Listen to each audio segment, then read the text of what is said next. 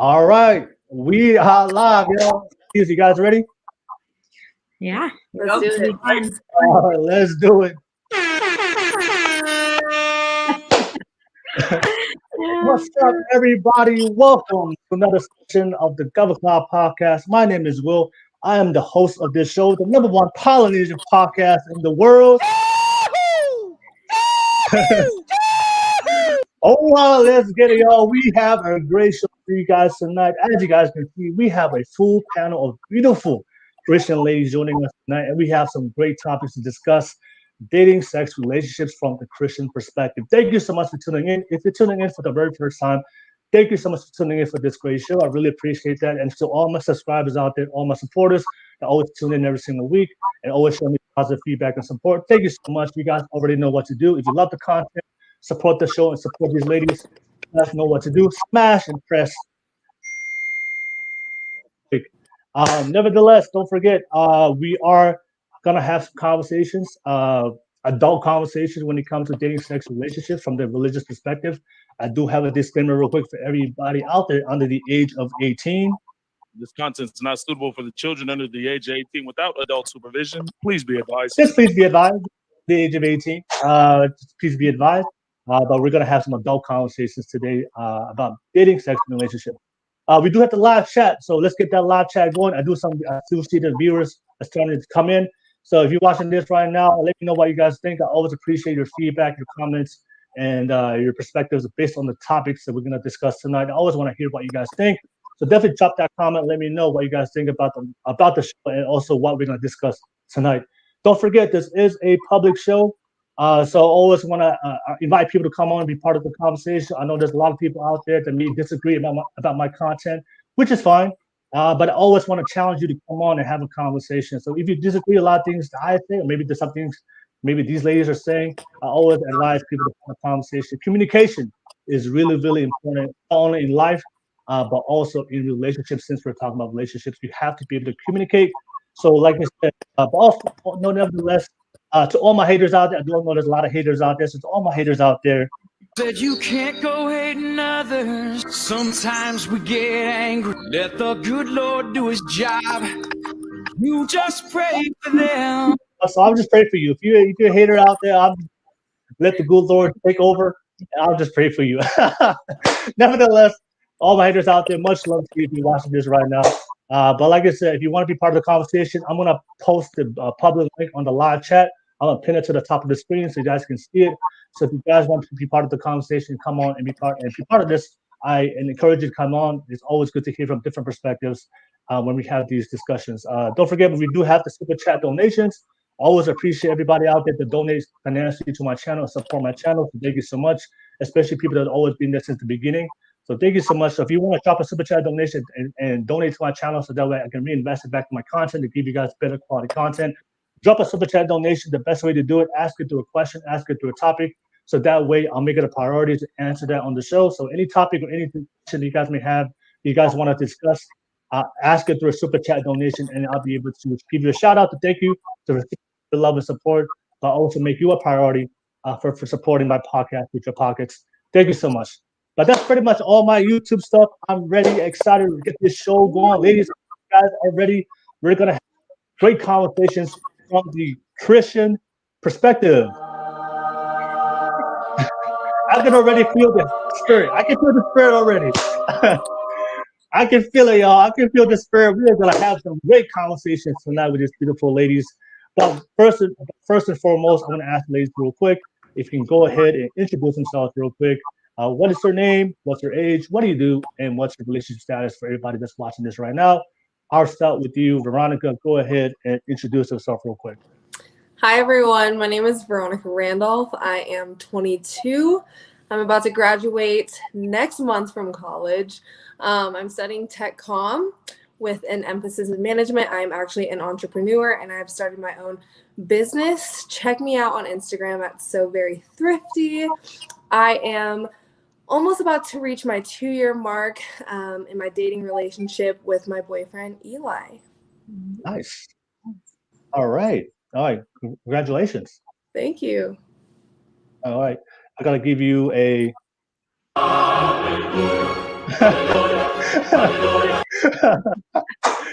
Great job, Veronica. Thank you. Oh, Veronica, thank you so much for jumping on for tonight's show. Thank you so much. Let me pass it on to Petrina. Petrina, go ahead and introduce yourself real quick. Hi, my name is Petrina DeLacy. I am 20 years old. I am an artist, full-time singer, rapper. I own a studio with my husband, the only Christian recording studio in LA. So hit us up if you are trying to get a mix, master, photo shoot, music video, concert venues, all that stuff. We are offering it. And yeah, ring on the finger, 1.5 years. We're going to reach our 2nd anniversary on August. So yeah. Oh, no worries. Thank you so much, Petrina. I gotta give you a hallelujah for that. I'll give you that. Oh, it's going overload right now. All right, too much hallelujahs right now. Thank you so much, Petrina, for joining on. I'm excited to have you part of the show and share your opinions real quick. I'm gonna pass it on to Angela. Angela, go ahead and introduce yourself real quick. Hello, I'm Angela. I work in marketing for a business coaching company. On the side, I've started my own life coaching business, and I also lead worship at my church in Sacramento called Jesus Culture. So passionate about worship, pouring into other people, and yeah, excited to be here. No worries. And did you mention your relationship status? Oh yes, I am recently single. I just got out of a relationship. All right, no worries. All I'm right, thank you. 29. I think I forgot my age too. No worries, Angela. All right, thank you so much, Angela, for jumping on. And all the single Christian men out there, you guys know what to do. All right.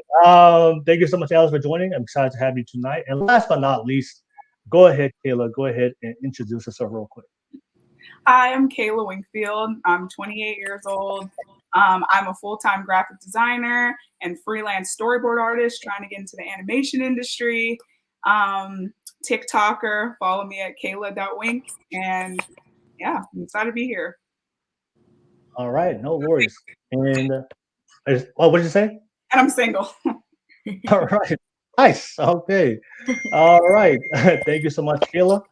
All right, but yeah, thank you so much, ladies. I want to say first, thank you so much for taking the time to be part of this. I'm excited to have you guys on.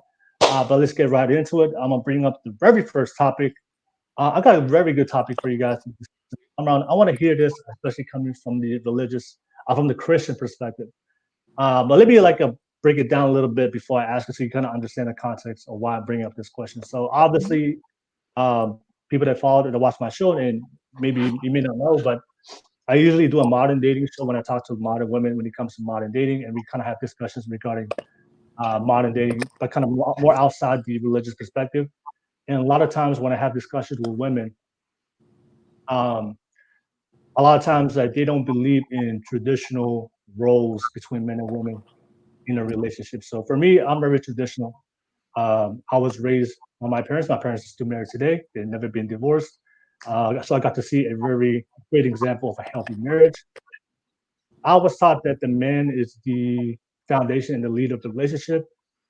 His responsibility is to provide for his family. His responsibility is to protect his family and keep his family safe. I take great pride in that. I take great pride in being that masculine leadership role, and I want to give my family. I want to protect them from any kind of hardship. And of course, the woman is more the feminine role, the supportive role, the nurturing, caring, and lover. But a lot of times when we have this discussion about women, they don't believe in those roles. They want to be the leader, or they want the equality or partnership. Just based on my experience, the relationships that I see that last a lifetime, for what I've known and seen, is when there was a natural balance between masculinity and femininity, and those people that were in their roles, they appreciated their roles, they appreciate each other. But now we live in the modern world where we don't consider those roles. We don't want those roles no more because of modern society, how we view things. So, but what I've seen from a lot of women, they prefer their men. Most women, what I've talked to, maybe you guys are different, but when I talk to women, most women want a man to be a great leader. They want a man to take care of her, to protect her, to make her feel safe, to provide security for the family. So a lot of times, they pick men that don't have those traits, and they try to make a relationship work. And a lot of times, I think that's the failure. I think the way God created us, well, He created us in a way to complement each other. And I think sometimes because of modern dating, modern culture, we're going away of the way God created us to be, and especially when it comes to relationships. And I think that's why a lot of times, relationships in the West are failing. If you notice, when you go to traditional people, traditional countries, those relationships still work because we're still in those traditional roles. But that's just my opinion. So, but I want to ask you, ladies, real quick. From you're all Christian. When it comes to the man that you're gonna date and marry, and you guys are already married already, Petrina and Vernonica, what kind of role do you expect? Do you want your man to play, and what kind of role do you want that you would love to play in that relationship? I just want to hear. That's the topic of discussion I want to have, because that's a discussion I always have a lot of open discourse. A lot of women that they want to be, they want to do what a man does in a relationship. They want to be equal to a guy, and I always have to explain to them that if you try to do another person's role, that's going to cause a lot of conflict in those relationships. And but I want to open up that discussion. So yeah, for you guys, so I wanted to break it down so you can understand where I'm coming from this topic. So for you guys, for the man that you're going to date and marry long term, what role do you want him to play in the relationship, and what role do you guys would love to play in the relationship? And I'm gonna start off with that. Kayla, I'm gonna open up with you. What's your thoughts as far as role, as far as what should each person play? What kind of role in the relationship that you prefer? The relationship that you want. I think that the man, like when I look for someone, I would want someone who is like the leader of the household. Just like biblically it says, like the man should be like the head of the household, and he should, like, wives should submit to their husbands, and husbands should love the wife as they do the church. But I feel like people take the word submit and they think that that means to be a slave to, when it's really just a respect factor. And I think that all people deserve respect, man and women, both deserve respect. But I feel like correct me if I'm wrong, but I have a lot of guy friends, and I talk to my dad a lot about how important the emphasis of respect is on men, and how men really, really cherish that and want to feel like a man. So I feel like the Bible just kind of emphasizes a lot, like they want to feel respected. Women need to feel that love, need to feel like they are protected, they are cared for by their husband. And so that's what I would want. And I would want to feel like they don't try to tell me what to do, and they love me enough to listen to me and hear me. That makes sense. Mm-hmm. All right, no worries. All right, thank you so much, Kayla. Yeah, I do see that that's prevalent in modern society, where if a woman chooses to stay home and take care of the children, it's demonized, right? It's seen less than a woman that's going on and accomplish a career, which is no, I don't have no problem if you want to go out there and accomplish a career as a woman, but don't demonize those women that want to spend time with the children and raise great quality children. Mm-hmm. And because the way I see it is, I think for a woman to choose to take time to raise the children, I think that's a very honorable role, because you're raising the future generation of society. Yeah. Right. So if we want a better generation, then it's called always everything starts at home. And I do appreciate all the women and my mom that raised me and everybody that raised me as a child. If I didn't have that, I'd probably be making worse decisions in my life. So I appreciate those women in my life. But now if women do that, or they're seen like, oh, you're either weak or you're a slave, like you said, to do that for your man. And I've seen that for a lot of women, and those women tend to be single. To think that way. Just want to throw it out. Anyways, okay. On to Angela. Angela, what do you think? What do you think when you what kind of role do you expect your man to play, the man that you would love to marry, and then what role would you want to play? Yeah. I feel like today there were a lot of like passive men. And I think it's because women have kind of moved into that dominant kind of masculine role. Yeah. And so I am a pretty firm believer in like, I mean, biblically, like Kayla was saying, the Bible says like the husband should be the head of the household. And so personally, like what's really attractive to me is when a guy is confident, when he's got a great relationship with God, and like I trust his relationship with the Lord. So I don't feel like I'm in a place where I have to, carry him along. So definitely I think a strong leader, a guy who knows who he is, a guy who knows who God is, and a guy that can challenge me spiritually. And yeah, that verse keeps coming to mind that says like, wives, submit to your husbands just as I think we submit to God, but then husbands, lay your life down for your wife, just like Christ laid his life down for the church. And so I think that creates this really beautiful, like combination when we're both like sacrificing for the other person. I think that's what love is. So yeah, I'd say strong, confident leader. It's the kind of man that I'm looking for. And then also a man that's strong enough to be able to empower me as the woman and support me and my calling and dreams and all that too. So, yeah. All right, no worries. Thank you so much. Angela, I do want to add on to something that you said, but I think it was Kayla or both of you guys. A lot of times when modern society see that women submit to their men, they don't realize men are also submitting to their women as well.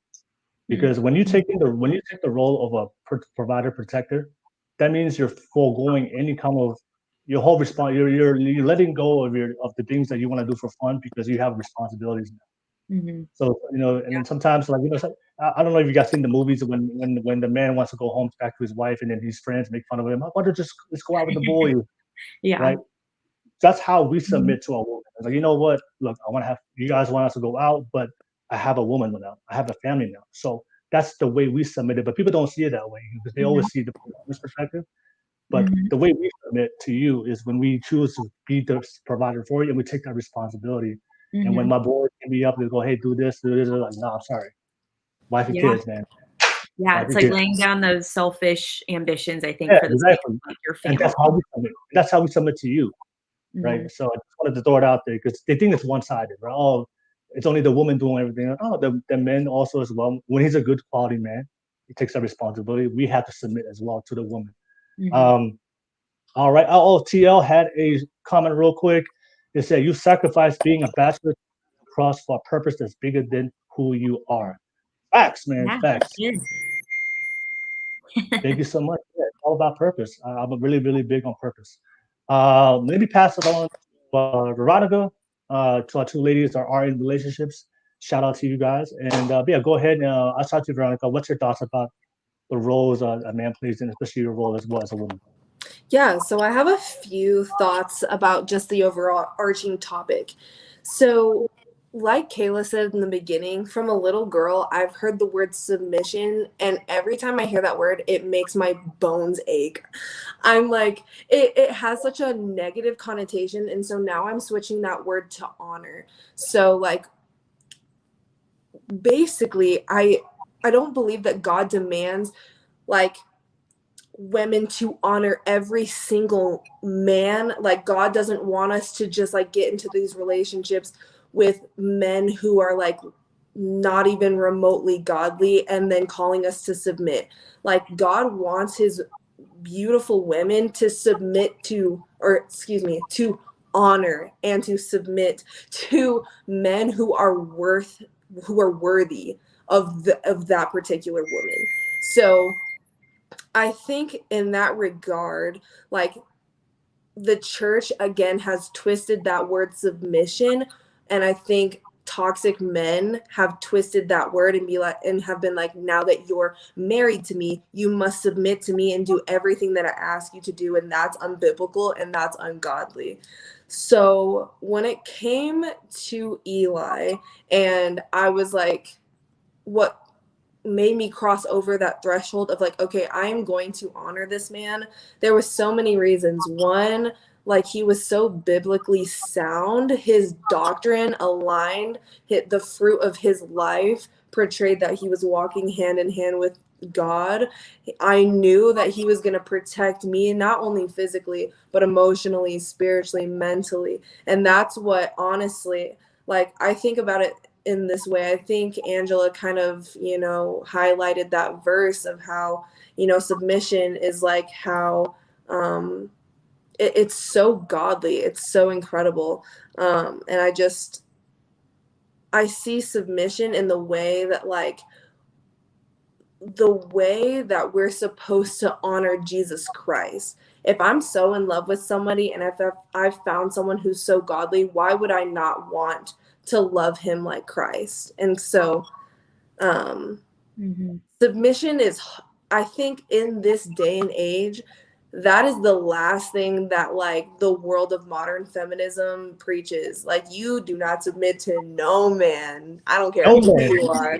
Women, that is the last thing that you're supposed to do. But when you look at it from a godly lens, you are supposed to honor your husband in the way. And like Will, like you said, the man is also in turn supposed to honor you. So it creates unity and not division. And that's how you know that you found biblical submission. So yeah. Yeah. Oh man, you Veronica dropping facts. Thank you. So you said something that's very profound, and I say this to women all the time, is because it's problem with, I always tell women all the time, like, not every man deserves submission, right? And unfortunately, we live in a modern casual dating sex culture today that people just go into relationships just to go into relationships. People don't go into relationships for a purpose. Like for me, it's like I just don't understand why would you go into a long-term relationship without knowing the purpose and the direction of the relationship, right? So unfortunately, for a lot of women, that they go into relationship with low-quality men and they submit to those men. And I always tell women, you should only submit to a man that's worthy, right? And if he hasn't shown that he can step up and be that great leader, be that great provider, protector, then you should have submit to him. Unfortunately, a lot of women, they submit to him, they have a bad experience. Because of that bad experience, I don't need no man. I never gonna need no man, right? And that's the problem. It's about quality, it's not quantity. And unfortunately, the message that a lot of young women are hearing from the modern day world today is just go out there and it's all about quantity, right? And they run into those men. So, but yeah, you know, that's one thing I always say. Like, you shouldn't just submit to any man. A man, he has to prove. He has to prove first he's worthy of you before you give up the submission as well. And that's something I mean, thank you so much, Veronica, for saying that. A lot of women definitely needed to hear that. That's why you're in a relationship. Makes sense. Makes sense. All right, no worries. I'll pass it on to Petrina. Petrina, what's your thoughts, Petrina? Yeah, I agree. My husband and I have a very, you know, biblical like layout of a marriage, and yeah, I mean, it's all about submitting. And I mean, even adding on to what Veronica said, that's why it's so important. Like, it's in the little things that you don't even realize, like, wow, I didn't even know this was so important to me, but now that we're here and that we have the same values about this topic, it makes this decision so much easier, you know? Whether it's finances, whether it's whatever else, it's like when you can fully trust him and not feel like you just have to submit to him, but like that you want to and that you can trust him, it's a beautiful feeling. So that's why it's so important to really let God help you, guide you and help you discern in like who you're going to choose to be with, you know? All right, facts. All right, thank you. All right, thank you, Petrina. Yeah, I think TL had a message. He said that, thank you, TL, for watching. He said that submission is not equal to surrender. However, this is a key talking point. A lot of women and men aren't able to differentiate, especially around relationships dynamics. All right, cool. Thank you so much for you guys, viewers. If you're watching this right now, show us the love and support. Press that like and subscribe button real quick. Drop some comments. Let me know what you guys think. But yeah, ladies, thank you so much for answering your questions. I wanted to open up for open discussion. Anything you guys wanted to open up and want to add on to the conversation, especially what other people said on this panel, I want to open up for you guys. Can I ask you guys, like, do you pray, like, for the people that are married and for the people who aren't, like, do you pray for your partner, or did you pray for your partner? Like pray to God for the qualities that you were looking for, or? Girl, I made a whole criteria list down to liking roller coasters, like a whole criteria list. So yeah, I was very specific, and God didn't give me just what I wanted, but He gave me what I needed, and like things I didn't even know I needed, you know? Yeah. So yeah, I did. I'd also say for myself, so my family life has been very, very awful. For example, like my mother she's like a narcissist, and so she spent most of my childhood just like screaming in my face. And so I prayed to God, and I'm like, God, like, please help me to find someone who has self-control over their anger and who is gentle towards me. And that's definitely one of the biggest, most amazing qualities that I found from Eli. So I definitely think that God 100% listens to your list. Now, if you're looking for a tall, dark, handsome man who's from Italy, like, there's specific things maybe on the list that are like, is that really necessary? But when it comes to characteristics, I think that God is very intentional with who He designs for you for a dating and marriage relationship, for sure. It's weird though too, because I was under this, like, I was going to this like Friday college night thing with these pastors, and this woman had like prayed down to the T, like she was so specific. She wanted a blue-eyed 6'2" white guy, and sure enough, he was on a missionary trip in Costa Rica, where she's from. So I mean, God looks at the heart, like, and I feel like He'll change your desires as you continue to like pray about them, I guess. That is true. I don't know. Never be too specific, but don't rule out. If like you get a fine guy, but you want a green eyes, he has brown eyes, like don't rule him out. You know what I'm saying? Like, it's just, Sorry, next. Like the Compromise a little bit. One thing that I pray for, because I used to be like so specific, and I kind of am still in some ways, but I've learned to, I think, be more open-minded when it comes to the things that like, are more preferences versus like the stuff you need. But one of the things that I always pray is like, okay, Lord, when it's the right person, would you like ignite my heart towards them and ignite His heart towards me? That way it's not this like, confusing thing, but just that when it's right, like would our hearts just connect and like, God's hand is on it. 100%. That's a good one. I love that. Like, just let me know right now. And then I also did have something to add towards the earlier conversation. So I was just jotting some things down. And so when we talk about like biblical roles of both women and men are deemed like the head of the household. They're supposed to, I'm sure we've all heard the lead you spiritually, that whole line. And then women are just this nurturing, very tender side. And it's so impeccable to see how both men and women perfectly embody God's character. And when they come together, it just is this gorgeous masterpiece. And so lately, as I'm growing up, it's so hard for me to understand why people demonize those roles. Like people don't want men to be the head of the household anymore and to have those more traditional roles. But to me, when you look at it played out in the Bible, it's just so amazing how God just designed women in His image and men in His image to come together as one and to be a family. Because I think when you try to, again, demonize or I'ma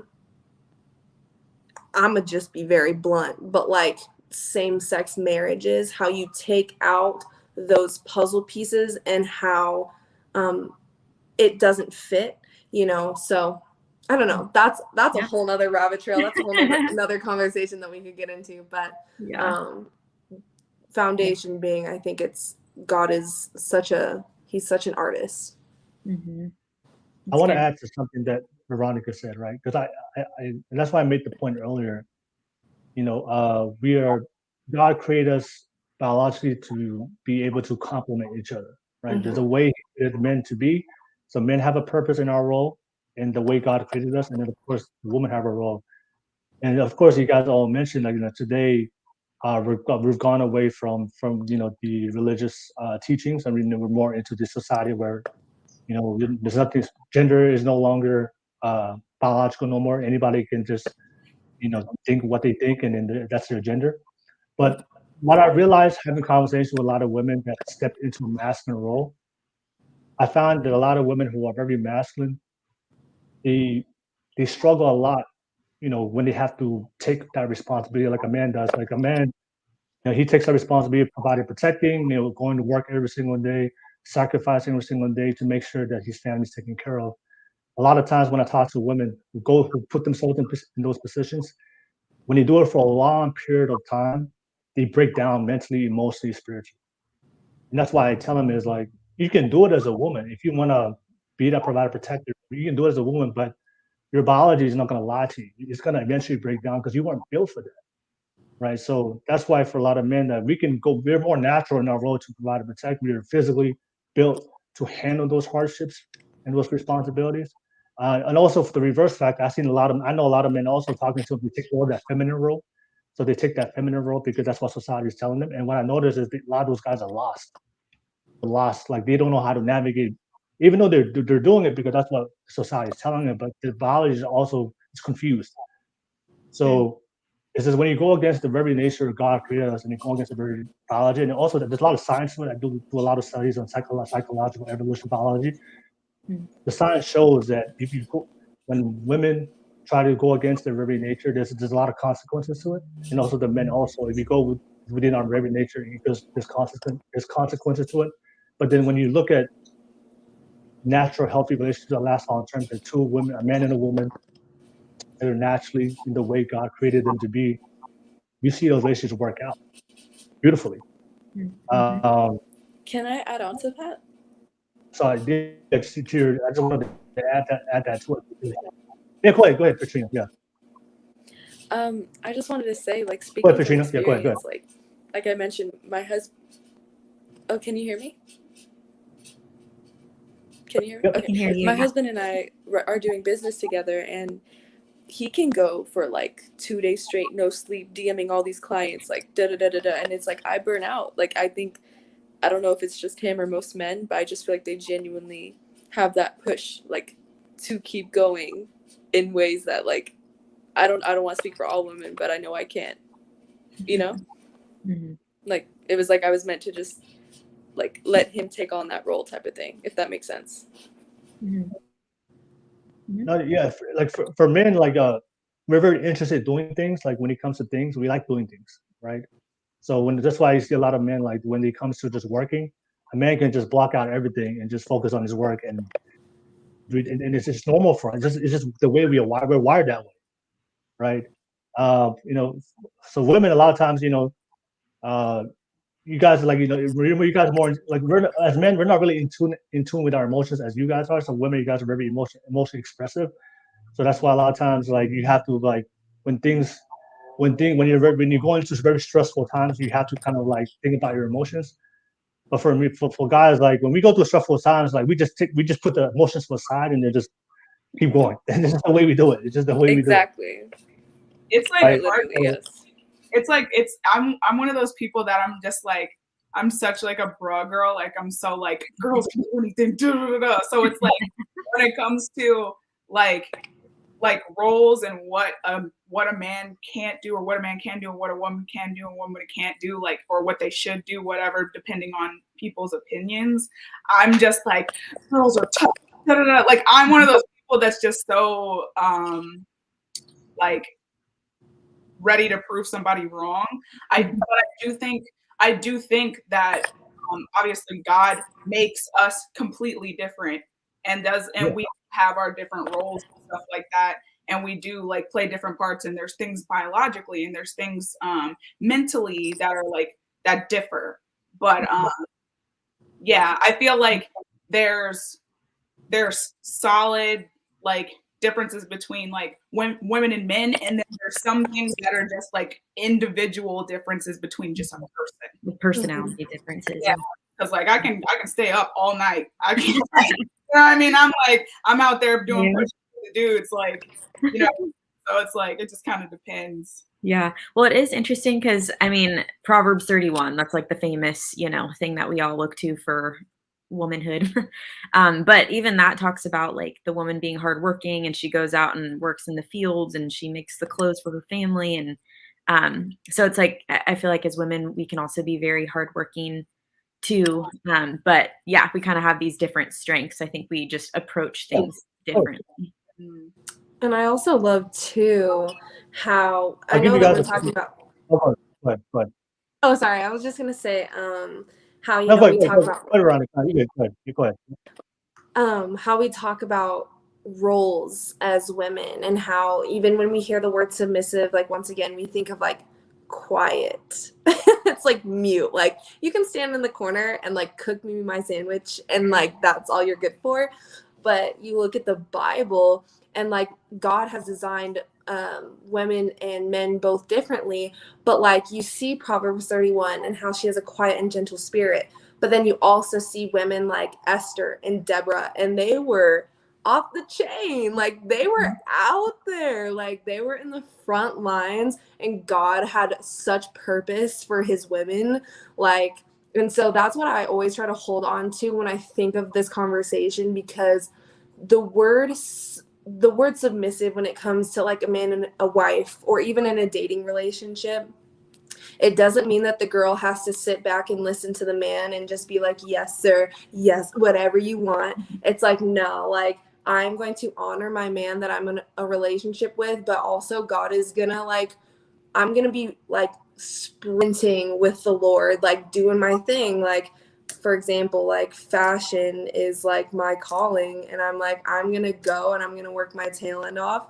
and I'm gonna inspire women, and I'm gonna pray for women, and I'm gonna, you know, showcase my talents and abilities while also, you know, learning how to grow my relationship with the Lord while also being a girlfriend. So there's so many different roles, and basically what I'm trying to say is to have a role as a woman does not mean that your life becomes boring. So yeah. Yeah. No worries. I want to read a comment real quick. Sarah Millsap said, love that, Angela. Thank you for sharing, Angela. So Angela, the live chat, appreciating what you said. And then Ria said, the problem with dating nowadays, people are so busy competing with each other. Facts. We weren't made to compete. We were made to complement each other. And that's why I wanted to add on. You know, we were built to complement each other. I'll give you guys a perfect example. You know, I like to work. You know, I like to go and provide and protect for my family. That's something I just love doing. It gives me fulfillment. I can do that all day, every day.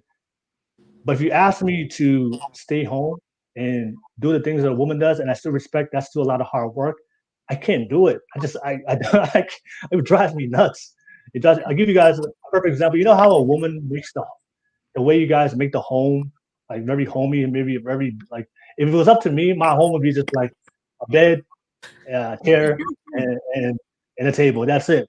But there's something that you guys have this natural way of just creating a home to make it feel special, feel loved, feel warm, that I could, as a man, I could never do. And I really, really appreciate that. And if you ask me, if you gave me like $1 million to do it, I probably wouldn't be able to fulfill it, because I just don't know how you guys do that.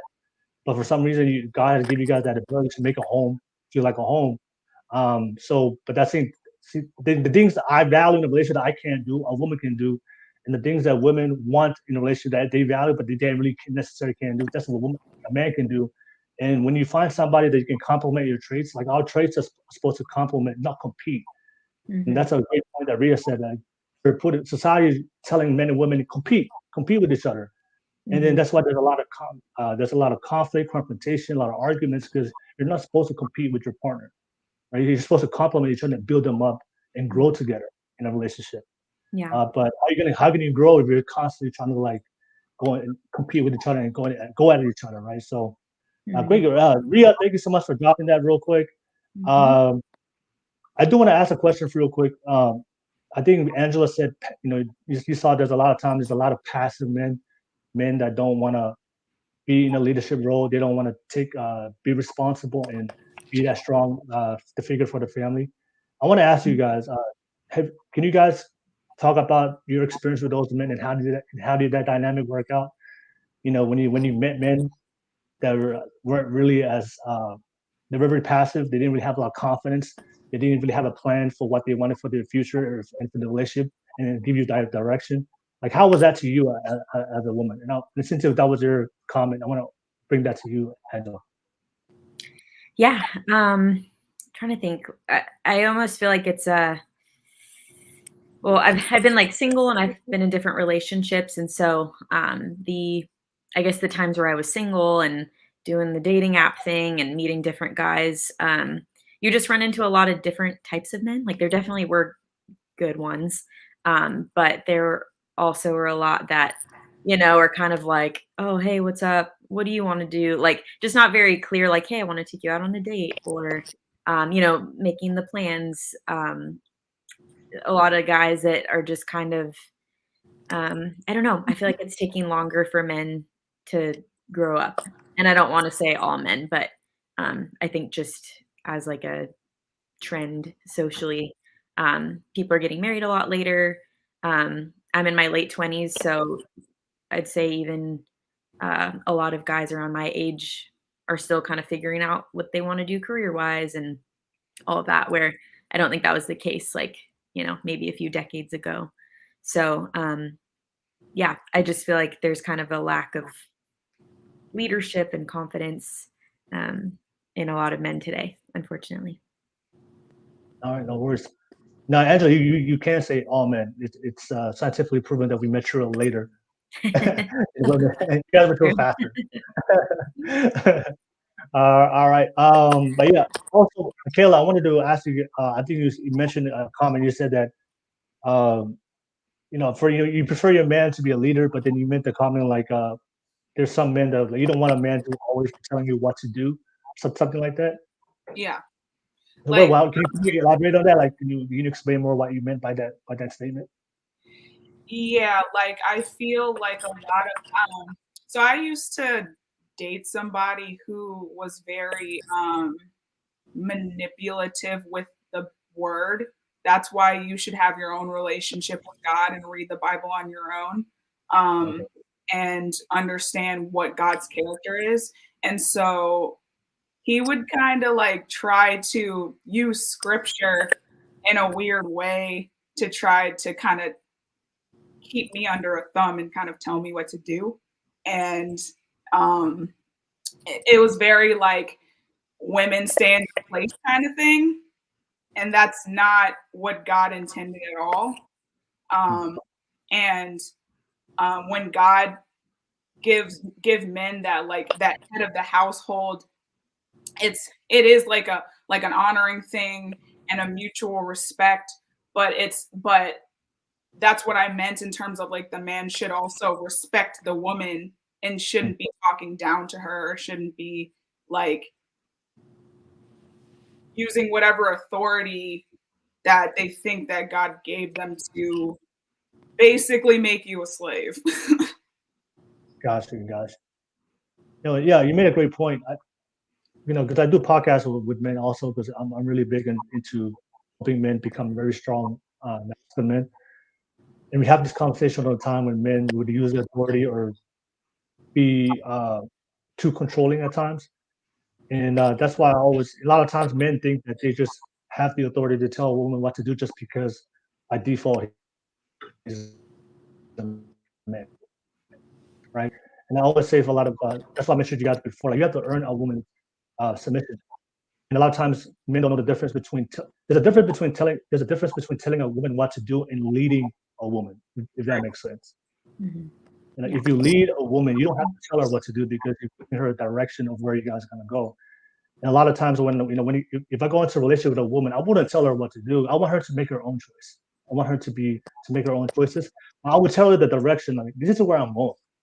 this is where I'm going. This is what the type of family I'm trying to build. This is the type of children I'm trying to have. This type of future I'm going. If you see the same path I'm going, let's go. Let's do it. Let's make it work. Let's build this team. Let's make it happen. But it's still going to be her choice to follow. But I'm setting her the plan in the direction I'm going as the leader, right? I'm going to tell her, hey, you have to do this, you have to do that, you have to do this, you have to do that. I'm telling, hey, this is as a man, or if I'm going to build a family, this is the direction I'm going. If you like it, if this is where if we're on the same page, let's do it. And then one thing I know is if you guys are on the same page, she's willing to do it. She's willing to do it on her own.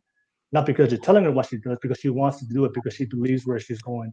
And I find for a lot of women, when they believe in your leadership, you don't have to tell her what to do because you just want to follow your lead naturally. But if a man has to keep telling a woman how to do what to do and force her to do things, for me, he's failed in his leadership. Yeah, he's failed in he's not leading his woman.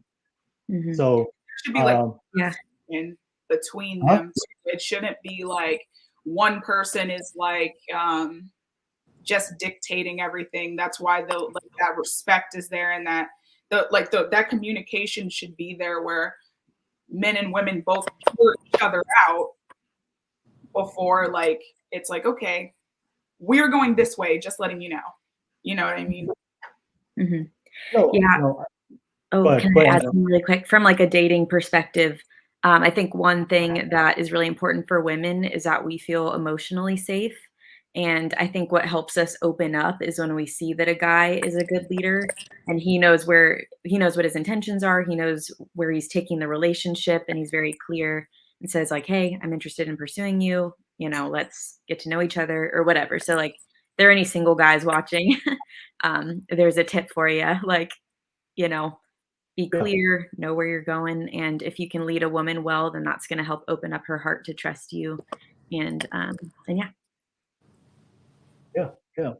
Yeah. Based on the conversation, I have a lot of women like once they find a good quality guy and a guy that they can trust, they're more open to like it's just within your nature as a woman being feminine that when you meet a good quality guy, you're naturally just gonna feel that you just want to submit to him and follow him, right? If you find a good quality guy, you know. But and like I said, just because when we say leadership, if you know great leaders, they're always willing to hear you out and have conversations, right? That's the quality of all great leaders. You know, obviously they try to make the best decision for their family, but they're also going to listen to the impact because it is a team effort at the end of the day. It's not one man show, so he's going to be open to listen to you. You have to be able to trust each other as well. But thank you, ladies, for bringing that up. Kayla, did you add on anything? No, I thought that was really well said. All right, no worries. All the fellas out there, man, step up. Step up, man. Learn how to be a great leader. But ladies, thank you so much for that. That's gonna be the opening topic for tonight's show. Thank you so much. I'm gonna read a quick message to y'all. Say Kayla brings the point up of what I mean submission versus surrender. When you lead with purpose, the woman you are with will follow. If you have to force her, you're manipulative. If you ain't it. And I tell this to women all the time. If a man has to force you to do something and tell you what to do, like I said, he's failed in the way he's leading. All right, because that's just going to be your natural intuition as a man. As a woman, everyone has an intuition where if it's taking you the wrong way, you're going to feel something within. You're going to be uneasy. You won't feel safe, and you'll be like, you know what? I don't want to follow you anymore. I'm going to go this way. I don't trust you no more. Right, so you should be able to be aware of that as a woman. All right, no worries. Thank you so much for watching right now. Press that like, subscribe button real quick. We have some great talks for you guys and discussions, and I can already feel the spirit. I can feel it. I can feel it tonight. You can feel it. We're still have more. And all these ladies dropping bombs, Petrina, Vernonica, Kayla, you guys are dropping bombs tonight for all the single Christian women and men out there, man. You're going to learn so much from this podcast. Let me open up to you ladies real quick. I want to allow you guys to bring up your topics and questions. Kayla, I'll start with you. What's your question? What's your topic that you want to bring up? And let's discuss it. Go ahead. So I guess I was going to talk about being like unevenly yoked with your partner. Like, what are you guys' thoughts on like, would you date a non-Christian? Would you never date a non-Christian? Like, what are your thoughts? All right, dating outside your religion. All right. Go ahead, Angela, go ahead. You started off. Okay. Yeah, so I remember when I was 14, that's when I had my first boyfriend, and he was this kid from school, and he wasn't really a Christian. And I grew up in church, like my parents were youth pastors when I was little and all that. But anyway, so I kind of had this secret relationship. And when my parents found out, I remember them saying, like, Angela, you can't date someone that like doesn't have the same faith as you. There's that verse about being unequally yoked, and ultimately, like, he's probably going to lead you down a path that you don't want to go. And I remember being this like dramatic little 14-year-old, like, oh, you're so wrong. But I mean, I learned the hard way. Like, I now get why God tells us that. Because yeah, as I stayed in that relationship, like, started doing things I didn't want to do, wasn't being treated the best. And yeah. And so anyway, as I got older, I've just learned it's so key. Like, you have to share those things in common. When you're going to build a life with someone, like, you can't, it's just not going to work if you don't have your most basic values aligned. And, you know, some people that I get messages from or whatever, they're like, hey, what do I do? Like, I'm a Christian. My boyfriend's a Catholic, like, blah, blah, blah. You even have to think about like how you want to raise your kids someday. You know, are they going to go to a Christian church? Are they going to go to your spouse's church? Like, it's just too foundational of a thing to not have in common with the person that you're going to build a life with. So, yeah, no to unequally yoked dating and marriage. So Angela, that's a deal breaker, right? If you meet a guy and Oh yeah, not even looking. Okay, fair enough. Fair enough. All right. Thank you so much. Well, Veronica, Petrina, obviously you guys are already in a relationship, but did you guys have those same thoughts as when you guys were younger? Your experience? I start with you, Veronica. Go ahead. All right, so I have very strong opinions about this. So a little backstory. So I dated a guy from the age I was like, 16. And I, like Angela, learned the hard way. And so to be very straightforward, there's a verse in the Bible, and I'm not saying that just because you don't identify as a Christian doesn't mean you are straight evil, but there's a verse and it talks about like, what does light have in common with the darkness? And if you have very strong convictions about the biblical life that you want to lead, and you are trying to pursue something with someone who does not have the same viewpoints as that you have, like, we are too old. Like, I know that all of us are in our 20s. I'm dating my beautiful girl, my beautiful sister. She's married. And so, like, but we're too old to be playing tug of war with somebody that we are interested in. Because like all of you guys know, life is so complicated, and it's just like, why would you want to be trying to pursue something with someone who probably has differing views in very important areas? You want to find somebody that is running the same race with you. And I always ask some of my friends these questions when they have thoughts about this. And I'm like, is this person bringing you closer to heaven's gates? Are you going to be do you have confidence that you're going to be entering the pearly white gates right beside this person? Or do you have to have a fat question mark, when it comes to this person that you want to pursue? You don't want to live like that. Trust me, I've done it, and it is horrible. And last thing I'll say is, like, there are millions, thousands and millions of good people on this earth, right? And I'm not demonizing these people who you find attractive and that you fancy, who may not love the Lord, but there are so many good people out there. But that, like, being good, it will not cut it, especially in a marriage, because I hear that marriage is the hardest, most rewarding thing. And you want to enter into a marriage and a dating relationship where you know without a shadow of a doubt that you guys are going to get in arguments. Y'all might have different opinions, but the foundation is Jesus Christ himself. Nothing else matters. So again, strong opinions, but those are some of my thoughts. All right, no worries. You have to learn the hard way. Ha. Yes. No worries, no worries. Petrina, your thoughts on dating outside your faith and your religion? Did you ever go Yeah. through that? I'm sorry? No. Did you ever experience that in your younger days? I did. I was 15 in a relationship. Should have never been in it anyways. It was terrible. And my mom always brought me up to, be with someone who's Christian. And one day I realized, like, I don't even know what this guy believes. Like, his grandparents go to church, but, like, I don't know anything else. So I asked him, he was like, oh, yeah, people feel like they need to believe in something to, like, keep going. Like, that's all it is. And I was like, oh, my God. Like, what am I doing? Like, what am I doing? And even now, like I said earlier, it's like, it's in the little things in marriage that you're like, oh, my gosh, like, thank God I'm with someone who thinks this way. So, like, he has to submit to God when he's wrong, or when I'm wrong, I have to submit to God. Like, we can't go to bed angry at each other. We can't just leave. Like, whereas I feel like even in other marriages, maybe if God isn't at the center, like, there's no rule book. There's nothing to really, you just do it off of what you feel. It's not out of, like, being accountable to, to God or to whatever.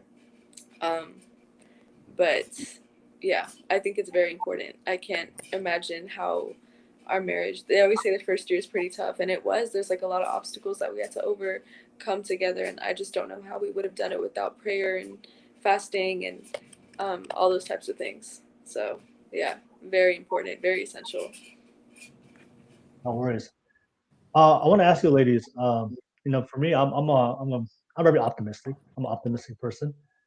Obviously, a lot of you guys said that you would never do it, but let me ask you this: what would say we met a guy that wasn't the same faith? What would he have to do for you to kind of like take that leap of faith? Like, what kind of guy would he have to be? Just like I just want to ask that question for a lot of women out here. They may say that, but you know how life is. Sometimes God gives us different paths, and things may not always work out in the way you expected. But there's miracles and things that happen. Obviously, I know people that there are couples that when they first met, they didn't have the same religion, and they still had a good marriage, right? So I want to ask you guys, like, you personally, if if there was a situation where you met a guy and you give him a chance, what would he have to do to prove that to you, for you to overlook? You know what? He probably doesn't have the same faith, but everything I'm seeing right now, like, maybe I might take this 1% shot, but 1% worth it, because everything I'm seeing right now is like, damn, it's great. So that's when I throw that question out there. If a guy is not in your same faith, what would he have to do for you to give you take that leap of faith with him? I'll start with you, Kayla. For me, he would have to love Jesus. Like, I don't want to take on somebody and then like hope that they like start to follow Jesus or whatever. But I will love them, but just like not in that way. Like and even like a baby in Christ, you know what I mean? Like, that's also a thing. It's like, because I feel like I put God before everything in my life. And I feel like that's saying that I'm putting somebody else before him. And it's kind of like, and it's like, we are all sinful beings, and we all have sinful nature. And it's like, it's really easy for us to go to the sinful nature side. So it's like, I'm more likely going to go in a direction of like not really prioritizing God if I'm with someone who's not prioritizing God, because that's naturally in me to like sin and do all these things. It's kind of like the example of like, if you if your priority is to live a healthy lifestyle and to work out and never eat out, like stuff like that, and then you date someone who's like not prioritizing like eating healthy, like they always want to go eat out, which is, you know, there's nothing wrong with that. Nobody's a bad person. Like if you're gonna, or they're not a bad person for that. Like just because you're a non-believer doesn't mean you're a bad person. Like, you know what I mean? But I'm just saying, like, if you date, like someone's gonna, like if you're dating that person, you're more likely gonna want to go get some Dunkin' Donuts than to like out on some broccoli. You know what I mean? So I want somebody who's like what Veronica said, like running that same race with me. And if you're a baby and I have to carry you, then why are you being the leader of my household? You know what I mean? Preach. Yes. Come on. I don't know if I'm allowed to go I'll give you a next. perfect example, Kayla. Oh no, I just want to ask you just one thing.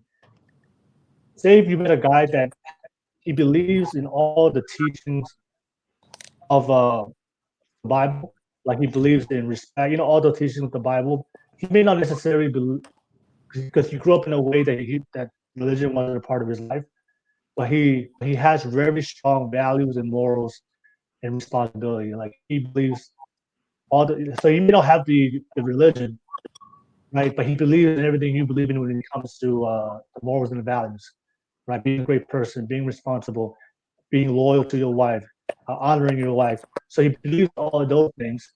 He's not into a religion, or he doesn't necessarily have the faith, but he has the morals and the values you guys we teach in the Bible.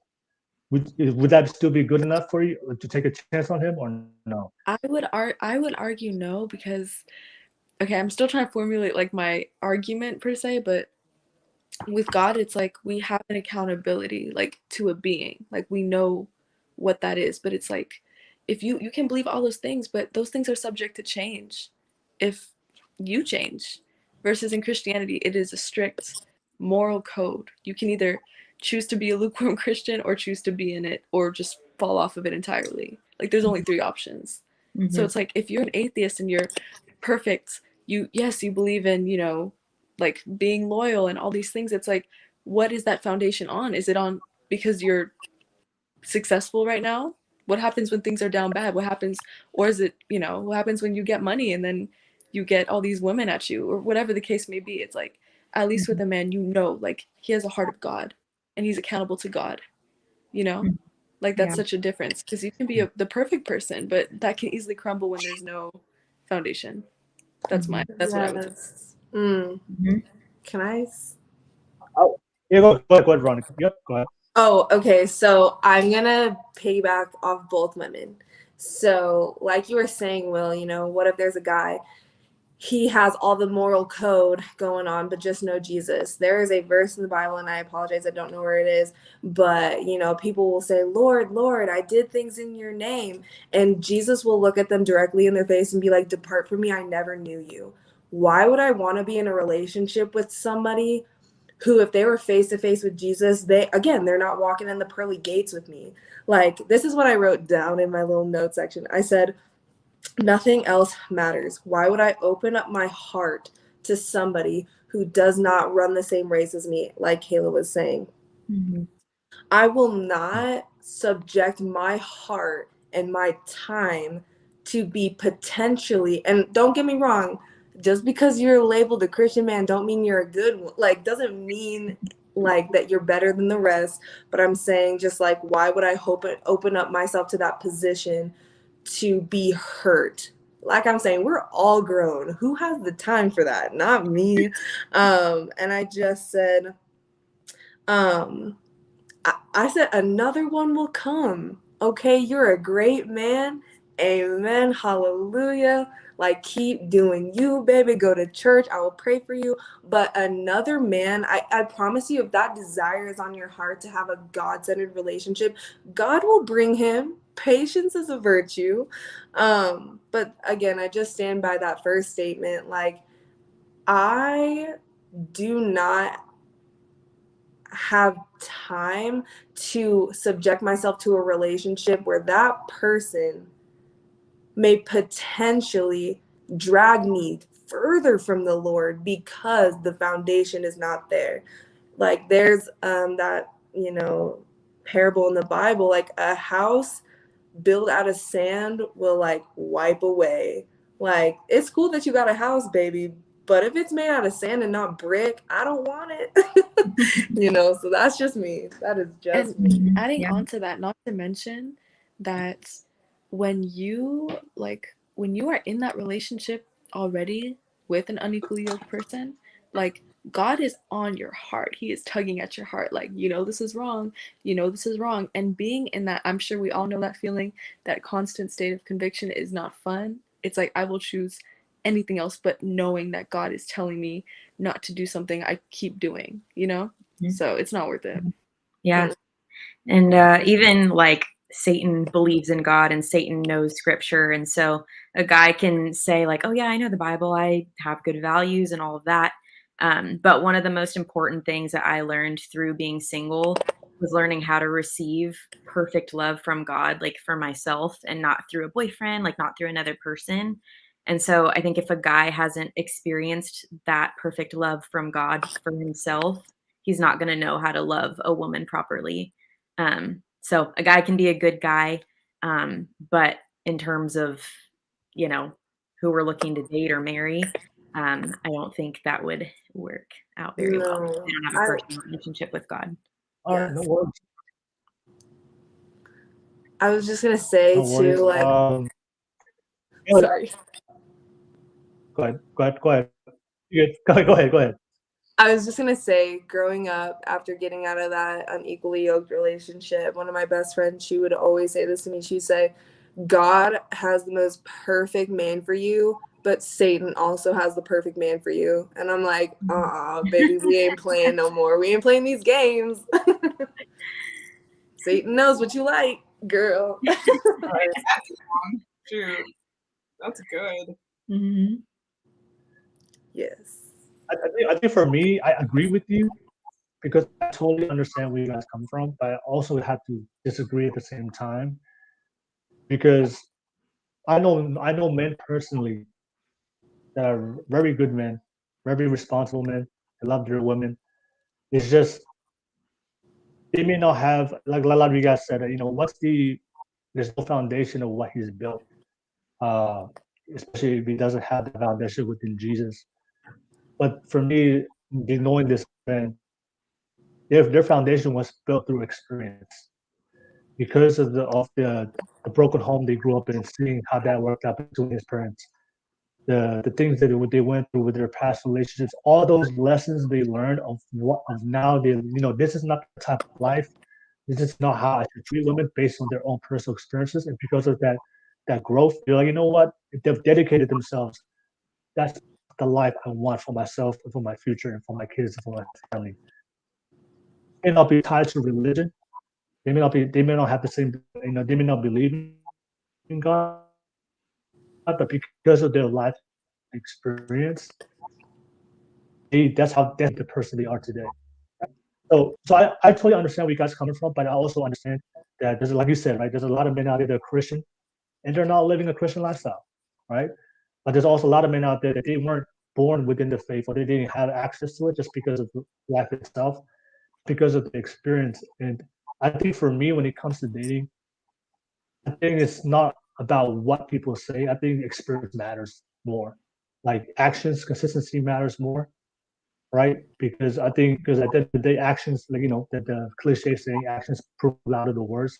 Because when I meet people, I always judge people based on how they treat me. I don't care what religion they are. I don't care what background they are. I don't care how much money or their social status. I don't care about that or what people say about them. I'll treat them exactly based on actions. And but like I said, everything you guys said, it makes sense to me because if I don't go with a woman, like I still prefer to be in the same faith because it's better.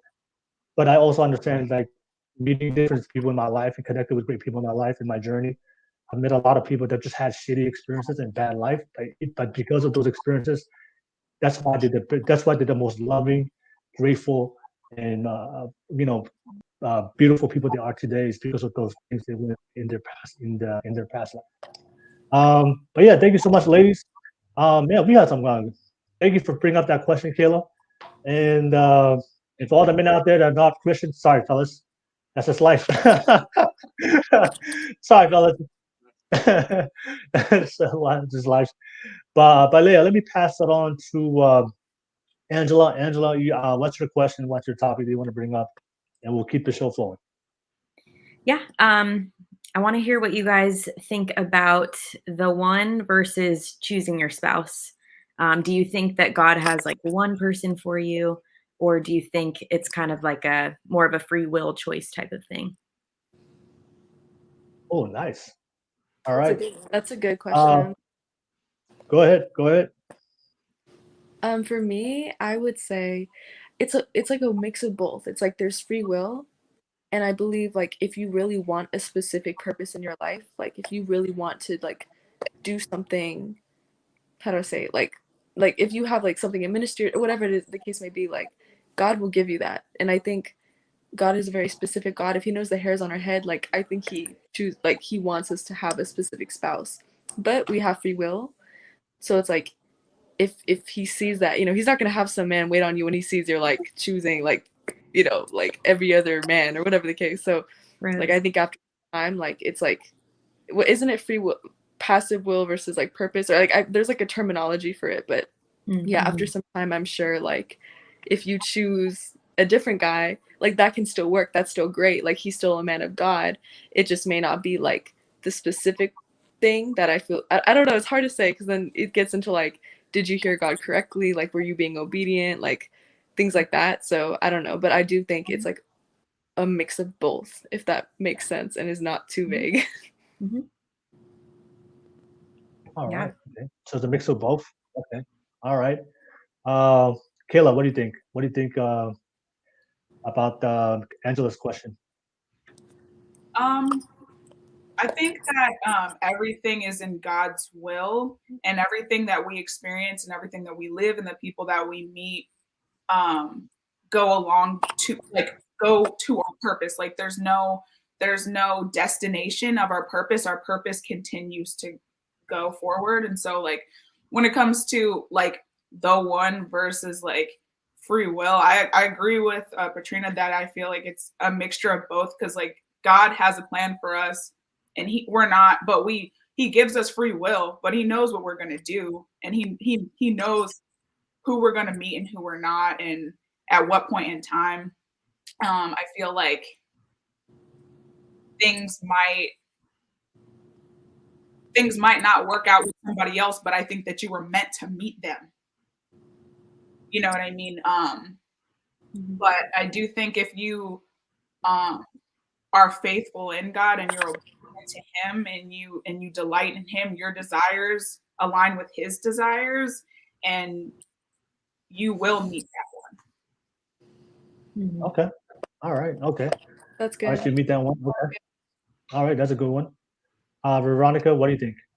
So I definitely also think that it is a mixture of both. So I definitely, like, we obviously have free will, but I do think that God designs people to be in our life. I do think that God has paved our path to meet certain people that can potentially be spouses and stuff. But I definitely think that because we have free will, we can partake in certain things, we can do certain things that can potentially screw with our destiny and our futures with people that we meet. So I think people can pick and choose what they do when they do it, but I do think that God has, and I don't think, obviously, like if like a spouse dies or someone becomes widowed, like I think that there's multiple people that God puts. I don't think that there's just like one singular person that you're supposed to be with, and if something happens, oops, well, you're single for life. But yeah. All right, no worries. Anybody else want to add on real quick? Yeah, Anybody else want to add on? I feel like that's the biggest fear for people is like, what happens if something happens to my partner? And I knew this couple from this church who, like, they both were previously married. One couple got divorced because like the man wanted the divorce and the wife was Christian, and then the other one was widowed. So it's like they found each other within that, like a year later of losing their spouses, and now they're both like a super powerful couple for the kingdom. So it all works out like for the Lord, no matter what. I remember hearing this. I saw this TikTok, I think, where it was this old guy who was super cute. But he was saying, no matter what camp you fall in, whether you think there's the one or you think, it's a choice and you just pick someone, he was saying that God is so for marriage, and that no matter which way you arrived at that marriage, once you're married, God sees that and he's going to bless it and give you everything you need to make it work. So that's always been super encouraging for me. Yeah, no worries. No, yeah, I always hear from a lot of my Christian friends, like, they talk about what you brought up, Angela, like, you just meet the one, right? And I think oftentimes when people see it from that perspective, a lot of times when they think about the one, it's always like under the perception that that's a perfect person, I think, right? So sometimes, a lot of times, we're looking to find this perfect being, that everything that we want, this fairy tale. And from the way I look at life, it's like, it's because life isn't perfect, right? We're all flawed as individuals, as people, and I don't think you have to find the one. I think you somebody and you work hard on it to make that person the one. If that makes sense. And I want to use. I know a lot of you guys be using Bible quotes, but I'm gonna use a quote from from a movie that was based on a biblical story. I don't know if you guys seen that movie by Jim Carrey, when Noah's Ark. Was it Noah? Is it No, it was Steve Carell. Was it Steve? Yes. Evan Almighty? Bruce Almighty or Evan Almighty? One of those? No. When Noah's Ark, it was the guy from The Office, the 40-year-old virgin guy, the actor. Uh-huh. I saw that movie when he had to build the ark. And Evan God Almighty. Yeah. Him. But I totally believe in something in that movie, that was when he had a conversation with God, because I believe in the same way. I don't think God gives us what we want. I think God gives us the opportunity to get the things we want in life. And it's going to be up to our own individual choices and the effort we put into our lives. And like, I remember that movie, he said, like, if you pray to God for patience, you think he just blesses you with this magical trait of being a patient person? Or does he put you in situations where to give you the ability to learn how to be patient? If you want to be a strong person, do you think you're just going to be blessed with that courage or strength? Or is God going to put you in situations where you have a chance to be courageous, right? And the same thing with relationship. Do you think he's going to bless you with this perfect man or perfect wife? Or he's going to put you in a situation to meet certain people, and up to you to trust yourself as a person and trust his calling and his faith to make the right decision. And I think that's comes with relationships. I know a lot of times we have this, I want to find the one, and I hear from a lot of my friends, so they're looking for this right person, but they don't realize, like in Vernonica, well, Petrina, you're married, Veronica, you in a long-term relationship. If you talk to people who are married, they tell you all the time, it is hard work and dedication, sacrifice. Like, there's a lot of times when things just don't work out, but because you live a life of purpose, because you made a commitment to each other, that no matter what happens between us, we made a vow to each other that we're gonna figure this out. Right. So it's not about finding the one. It's about making the person, the opportunity that God blesses you when you find that person, and then you put in the work and to make that person the one. And I think a lot of times when I talk to people, they're just looking for that one person and not forgetting that it's going to require work from your end. It's just going to fall on your lap and like, hey, I'm here. I'm the one. Let's do this. Right. And then, of course, sometimes they meet the wrong guys, and they tell them I'm the one, or they give them mixed signals or be very manipulative to make it seem like they're the one, and they fall for it, not realizing that it's going to require effort from both sides. And when you meet that person in the same purpose and they put in the same effort as you, then you have a great opportunity to make it the one, right? But I think God gives anything you want in life. I think God will give you the opportunity, but you have to trust in yourself and put in the work and make that choice for yourself. And like I said, if you make the wrong choice, anything about it, we can always do it. We can always learn from it and make sure we don't repeat the same mistakes. Unfortunately, a lot of people, they make the same mistakes in their dating life. They never learn. They never learn. Going to the same guys and girls. How many times have you broken up with that guy and now you're back with him? Bruh. As of today, a friend of mine, like, come on, bro. He's the one. I'm gonna pray. It's like, how many times do you have to pray? Like, giving you all the signs to leave.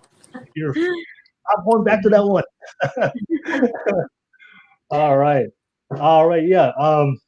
Yeah. All right. Thank you so much, Alan. That was a great. That was a really great question for all the women out there, and the men as well.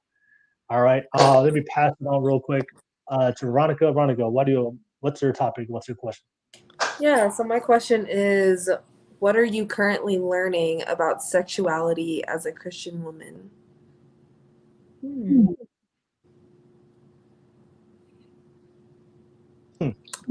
Say that one more time. I'm sorry, Veronica. You cut off a little bit from my end. Say that one more time. I'm sorry. Yes. So I just said, what are you currently learning about sexuality as a Christian woman? That is All a right. great question. Nice. Wow, we're getting deep. Gotta bring it to you. We're going deep. Right. Now everybody's gonna tune in. Okay, heard sex. All right, I'm gonna tune in right now. Views shoot up. All right, no worries, no worries. Who wants to start off with this? Go ahead. Okay, I'll go. So, because it's kind of like a huge topic in my life right now, but yeah, I just to get really straightforward, like I was sexually abused, and I didn't realize the impact of it. I spent my whole life thinking, oh, I'm over it, I'm fine, God healed me, which he did in a few aspects, but the ingrained, like, how I view myself as a woman, like my worth and my value, oh my goodness, like literally as of this month, like totally redefining all of these like just innate things that I believe about myself that aren't true. And yeah, it's been a very interesting roller coaster.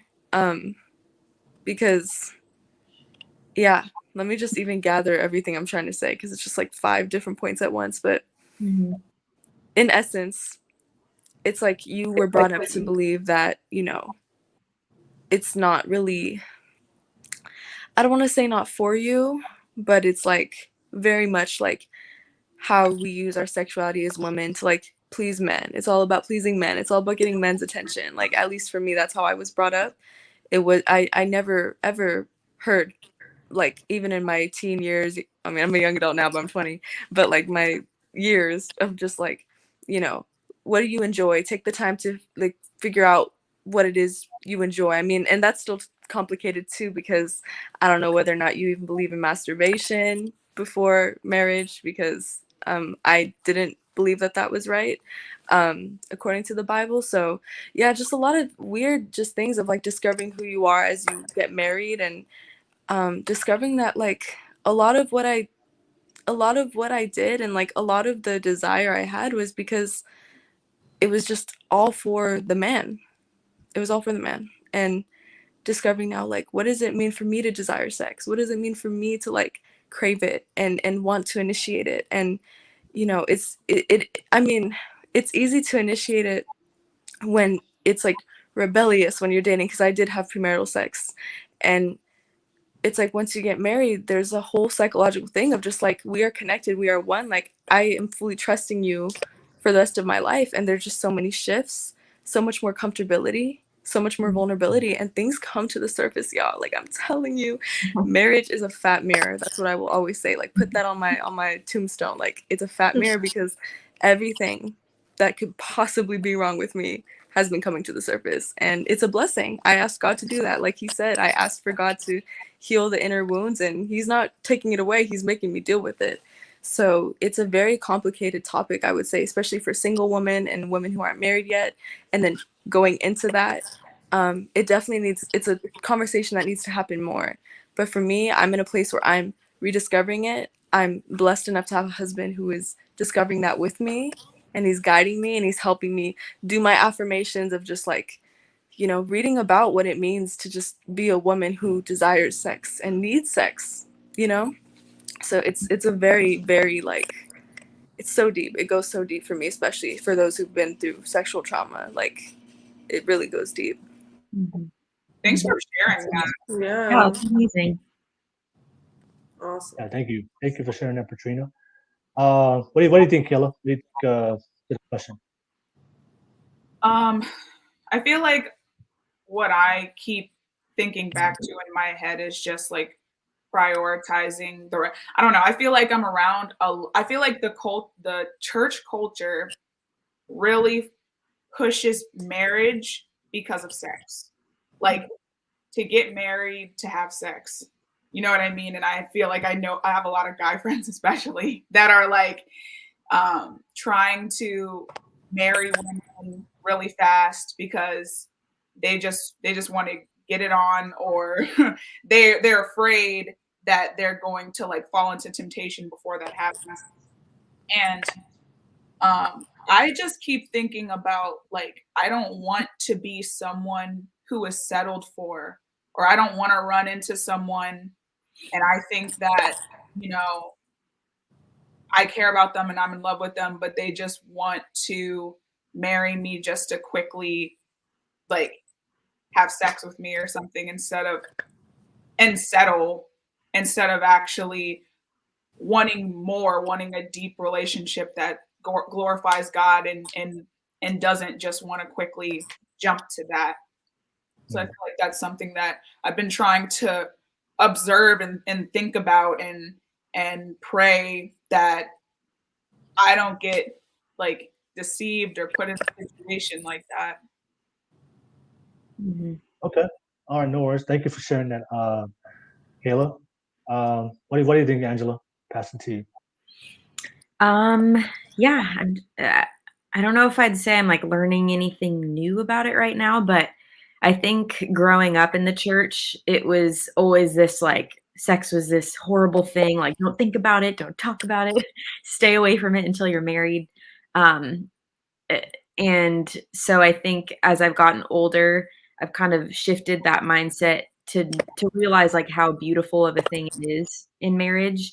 And I think switching that view of like seeing it as this like bad, shameful thing into like, no, God actually created this to be like a spiritual, physical, and emotional bonding thing for you and your spouse. And so I think, yeah, kind of learning to take that like shame off of it and seeing it as like the gift that it is. And it really is something worth protecting, I think. And yeah, I think sex is the most valuable, I shouldn't say valuable, but it's one of the most like intimate gifts you could ever give another person. And so I think it's just so important to save that for the person that you're going to be with for the rest of your life. So yeah. Yeah. All right. Yeah. No worries. I want to respond to something that Kayla said. You know, you said that a lot of men want to marry women so they can have sex. That's true. That's why we want to get married, and that's why we seek relationships. It's not to demonize those men. Like I told you guys before, I'm really big into biological, you know, biological nature between men and women. And you know, for men, we're created to procreate. Sex is normal. That's the process of creating life. So like the feelings of sex, the thoughts about sex. Understand where the Bible's coming from, because I think there's a purpose to it to make sure that we don't over abuse it, that power and that great gift that God has given us. And we see it today, modern society, people are just abusing it and not using it wisely, and you see the consequences. And so it's supposed to, but the the, the, the, the best way, you know, we all know men want sex, and men are gonna have sex with want to marry you to have sex. But the most important thing is choosing the right man that wants to have sex with you. That's the most important thing. Choose the right guy. Choose the guy that is gonna put in the effort, that deserves you. Then you know then don't just give it to anybody. But I think, like I said, I think sex is important. I think it's something that we can learn from our past generations, is because because we understand how this affects us. Like, you know, there's so many situations that happen with our different people. Like Petrina, thank you for sharing. That's one of the things that sometimes often happens to people. So that's why we need to talk about it more, to educate and prepare a lot of us. And sometimes I think I don't know if you guys are all the same, but you know, when I started going into adulthood, like I had no idea. Like I had to learn. Like I never had that conversation with my parents. it was so taboo, right? So I was like, okay, like, I just gotta go out there and figure it out. So, and sometimes you already know when you don't, if when you fail to prepare, you're preparing to fail. If you don't have a plan, if you don't have a good way to go about it to navigate through it, oftentimes we make bad decisions. Even though, but we still learn from experience. I think sex is an important thing. It's something that we should talk about, because if we don't talk about sex, or we don't validate our feelings towards what we feel about sex, because that's what makes relationships beautiful. That sexual energy you feel with a man or a woman when you meet somebody you both like really much, and you can feel that sexual tension and energy. It's beautiful. It's a beautiful feeling when you have that. It's like when you take that away, then it's like talking to like a mannequin or something, right? So that's the beautiful feeling between the sexes that we have, that sexual dynamic. I think one of the things, because we don't talk about it in church, or because it's so taboo with our parents, we don't know how to navigate through it properly. Because it's there's nothing in the Bible like that gives us like a specific how to deal with sex in the modern world. There's nothing in that in the Bible. It gives us values to follow, but there's so many different situations and different types of people that you're just not prepared for if you haven't gone through that experience. But I think open conversations like this I think is great to have these conversations, and to be able to share our experiences, especially the people that find partners, good marriages, and be able to share that information, because like I said, we all think about it, we all talk about it, we all feel those urges. So it's our body telling us, oh, I'm attracted to that person, and which is a good thing. You want to be with the person you're sexually attracted to. I think that's something that's in a healthy marriage, is being somebody you enjoy having sex with and being sexually attracted to each other. But I noticed, it's always one of those taboo things, like, oh my God. But even though in real life, if you grow into adulthood and when you date people in real life, you realize it is an important thing in a relationship. And if you can make that, when you be able to share that sexual energy with somebody else, and you make them happy sexually, and they make you happy sexually, it only builds you strong. Because scientifically, when you meet somebody and you both have sex for the first time, or you have sex, that's how we build that intimacy. Like your relationship is supposed to get stronger if you guys have a healthy sexual relationship. Like if it's abusive, if it's not done that way, it can cause a lot of issues. In its natural biological form, that's how we build intimacy. When you find somebody you really like, you guys have sex. Now you guys are bonded forever. And of course, you have children. That only bonds you together forever. So God has a great way of creating us to be able to form meaningful relationships, and sex is part of it. Sex is part of it. So yeah, anybody want to add to? Anybody else want to add to that? Yeah, just really quick. There's a great organization called Moral Revolution. In case people are looking for good resources on like Christian sexuality and all that stuff. They're a really great organization. They put out a lot of resources talking about like sex from a Christian perspective. They want to make that topic less taboo in the church. That's awesome. If it's okay with y'all, I think I'll just share a little bit of what I've been learning. It's kind of a lot, but so I first wanted to share this verse in 1 Thessalonians 4:3, and it says, "For this is the will of God, that you abstain from sexual immorality, that each of you know how to control his own body in holiness and honor."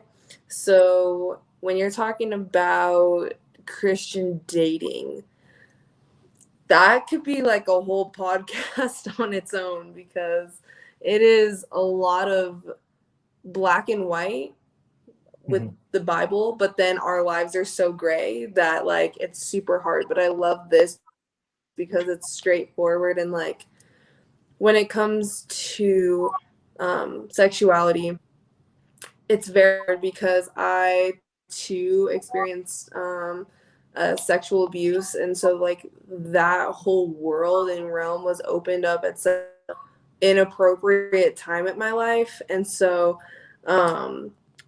then when you come together with a man that you're trying to walk hand in hand towards God with, but you have all these sexual like feelings, it can be so overwhelming and so hard.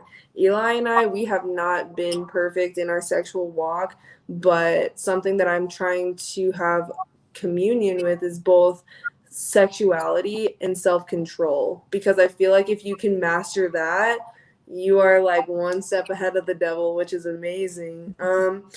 Another interesting topic that, again, I could talk about forever is just like how I feel like women have been very sexualized in the church, like with modesty culture and purity culture. Like that's like my whole TikTok platform really is trying to debunk and replace those ideologies with biblical truths of like what God actually wants. And so again, when you talk about like how women have been sexualized throughout throughout Christianity, it's very prevalent and very disturbing.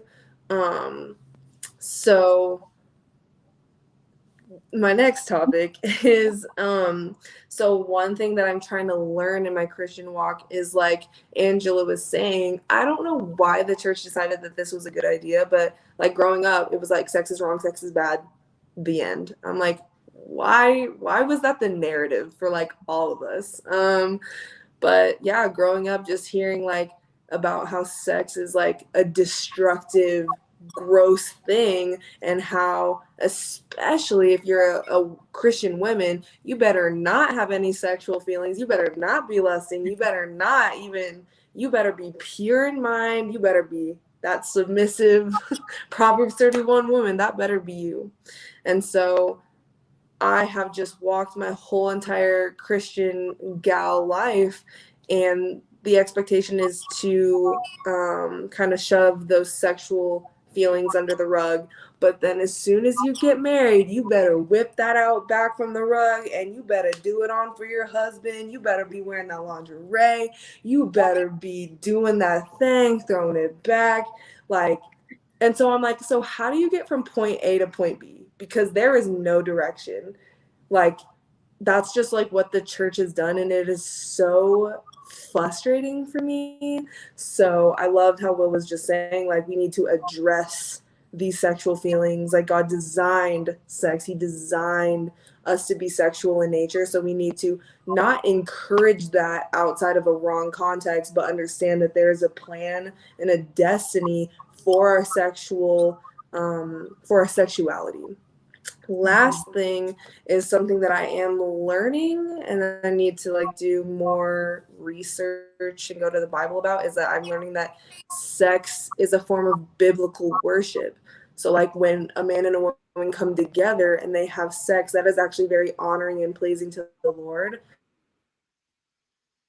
Sex is, again, in the right context, sex is very good. Sex is very holy if like used to, you know, uplift the name of Jesus. So very interesting stuff. Mm-hmm. Good. Thank you for sharing all that.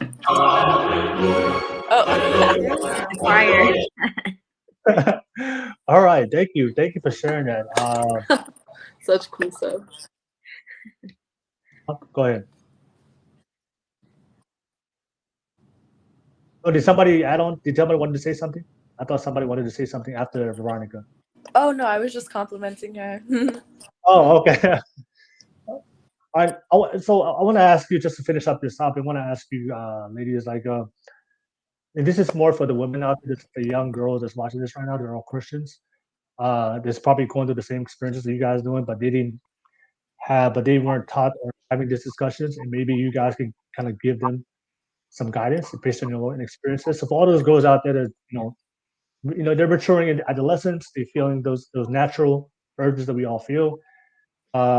Based on what you've gone through, and now you guys are all adults now, like what would you say to those girls, like on what to do, just to give them some kind of like, manual or guidance with for them? Like, how did you deal with it when you guys grew up, and looking back at your life? I'll start with you, Kayla. What do you think? So I didn't grow up in the church, and so like I started really going and like found my faith at like 16. So, and my mom, like my parents, my dad took me to church every now and then, but like, you know, it was never enough for me to actually like really know anything. And my mom is like my best friend. She's a little too open with me on her sex life. And, so I think that I had the experience, like I would say to like a young, I was able to have those open conversations with my mom and those like more than I wanted to. And so I feel like I was never discouraged by my parents or by the friends around me or whoever to share what I think and share what I feel. And so for a young girl who was like basically told to suppress those feelings or that you're wrong, that you're bad, that you're bad, that you're wrong, like forget all that. Like I would say to like find a safe place to actually like talk and express yourself, and you're not wrong for feeling those feelings. Everybody does. There's nothing wrong with like feeling that way. It's just finding someone to like listen and have those open conversations, and hopefully it's your parents or hopefully it's you, hopefully it's a church that you're a part of their community and you guys can all like discuss what's going on, you know what I mean, instead of just labeling something bad and shoving it to the side and then all of a sudden got to pull it out wedding night and you're like, what's happening?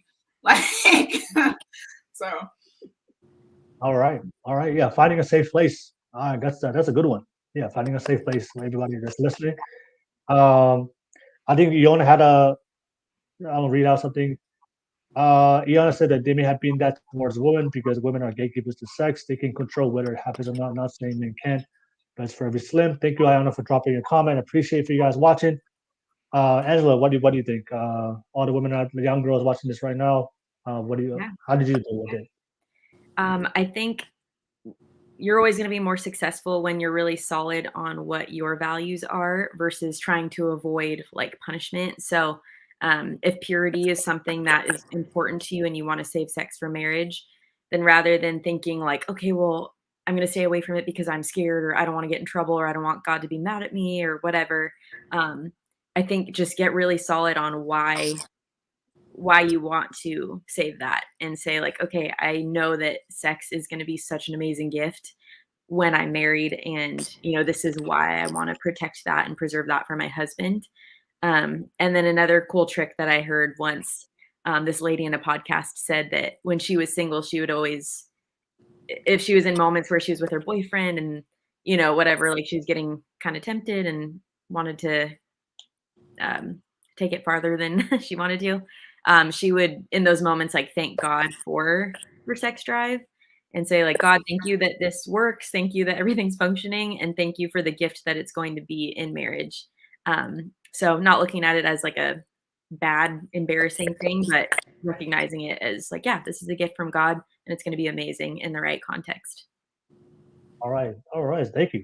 Yeah, thank you for sharing that. I wouldn't know how to react if I was in a situation and that was about to happen and just started thinking. I was like, oh, whoa, what's going on here? That's pretty. Thank you for sharing that story. Let me pass it on to Petrina. Petrina, what do you think? All the young girls out there listening. Mine would be, you don't owe anyone anything. Those were the last words of my ex when I broke up with him because I didn't want to have sex anymore because of a conviction from God. And he said he'd have to think about being with me. And then I was like, oh, I'm done. And then he was like, no, I whatever, wanted to keep the relationship going, realizing what he had done. And the last words to me were, you know, you owe this to me. Like you owe it to me to like stay with me. And I just want all young women, every single woman to know you don't owe a man anything. Like, and just the importance of self-worth. Like growing up, even now what I mentioned earlier, it's just like your validation must come from God. And if you don't believe in God, highly suggest that you do. But if you still don't, just that self-worth, that it's not about male attention, because male attention it's very easy to get. It's not hard to get male attention. It's not hard to get male validation at all. But it's just about like finding that worth within yourself. All right, thank you. And Veronica, you want to final close it out? Anything you want to add on to that? Yeah, for sure. So when I think about what I would say to young girls, the verse that comes to my mind is 1 Corinthians 15:33, and it just says, "Bad company corrupts good character." And whether that's like friendships or dating relationships, that if I would have listened to that single verse and took that advice, I would have saved myself years of trauma and years of heartbreak. Um, However, on the flip side, just walking Jesus Christ redemption, especially when it comes to sexuality, because I don't care who you are, everybody on this planet has sexual brokenness on one end of the scale and everywhere in between. And Satan is just going to always try to come against you, your happiness, your destiny, everything. And just if you can walk knowing that the same power that raised Jesus Christ from the dead lives within you, and you can, if Satan tries to come against you, tell him to go back to hell. Go to hell. Go to where you came from. Like, God's people are untouchable, and Satan, I feel like, tries to single-handedly use dating and sex and marriage to just crush God's people. But we are a generation rising up where we're not going to have that anymore. And so, yeah. All right, no worries. I think that the last thing I just want to add on to that is I know the one thing that we can do in this generation, a lot of times I do hear from my friends, like, how come my parents don't have this type of discussions? And I always have to break it down to them, like, our parents just taught us what they were taught with their parents, but they never had these discussions from their parents, so they're just teaching us what they know. The great thing about modern society and education and modern science that we can learn from things, improve on things. I think, like I told you guys before, I do believe that we have to have these discussions more prevalent because of what we see today in modern society, to be able to guide the young Christians and men and women to make good decisions. But I know the Bible can be very extreme, but I think they understood the consequences if people were over abusing their sexuality and not using it in the right way, like Veronica said, not in the right context. So that's why it was very extreme in the Bible, because they understood it. Because if you look at today, modern society, we've gone from the extreme and we just opened those gates, and now it's just flooded. And we see today how that affects relationships. We see how that affects children, how it affects couples staying together. In America, we have an over 50% divorce rate. People are not divorcing. Kids are having uh, growing up without fathers or without a mom, single parenting, born out of wedlock, and that's the consequence when we go away from the original teaching. So, like, we still have to keep those same values, but just because we have these discussions, it's not meant to, okay, we can just go and do the opposite, because we can clearly see like all the consequences. But yeah, I think we did talk about the God in a healthy way. And a lot of times, like, we want to be a rebel. Okay, dream of being so taboo, and I just want to go and release myself out there in the world.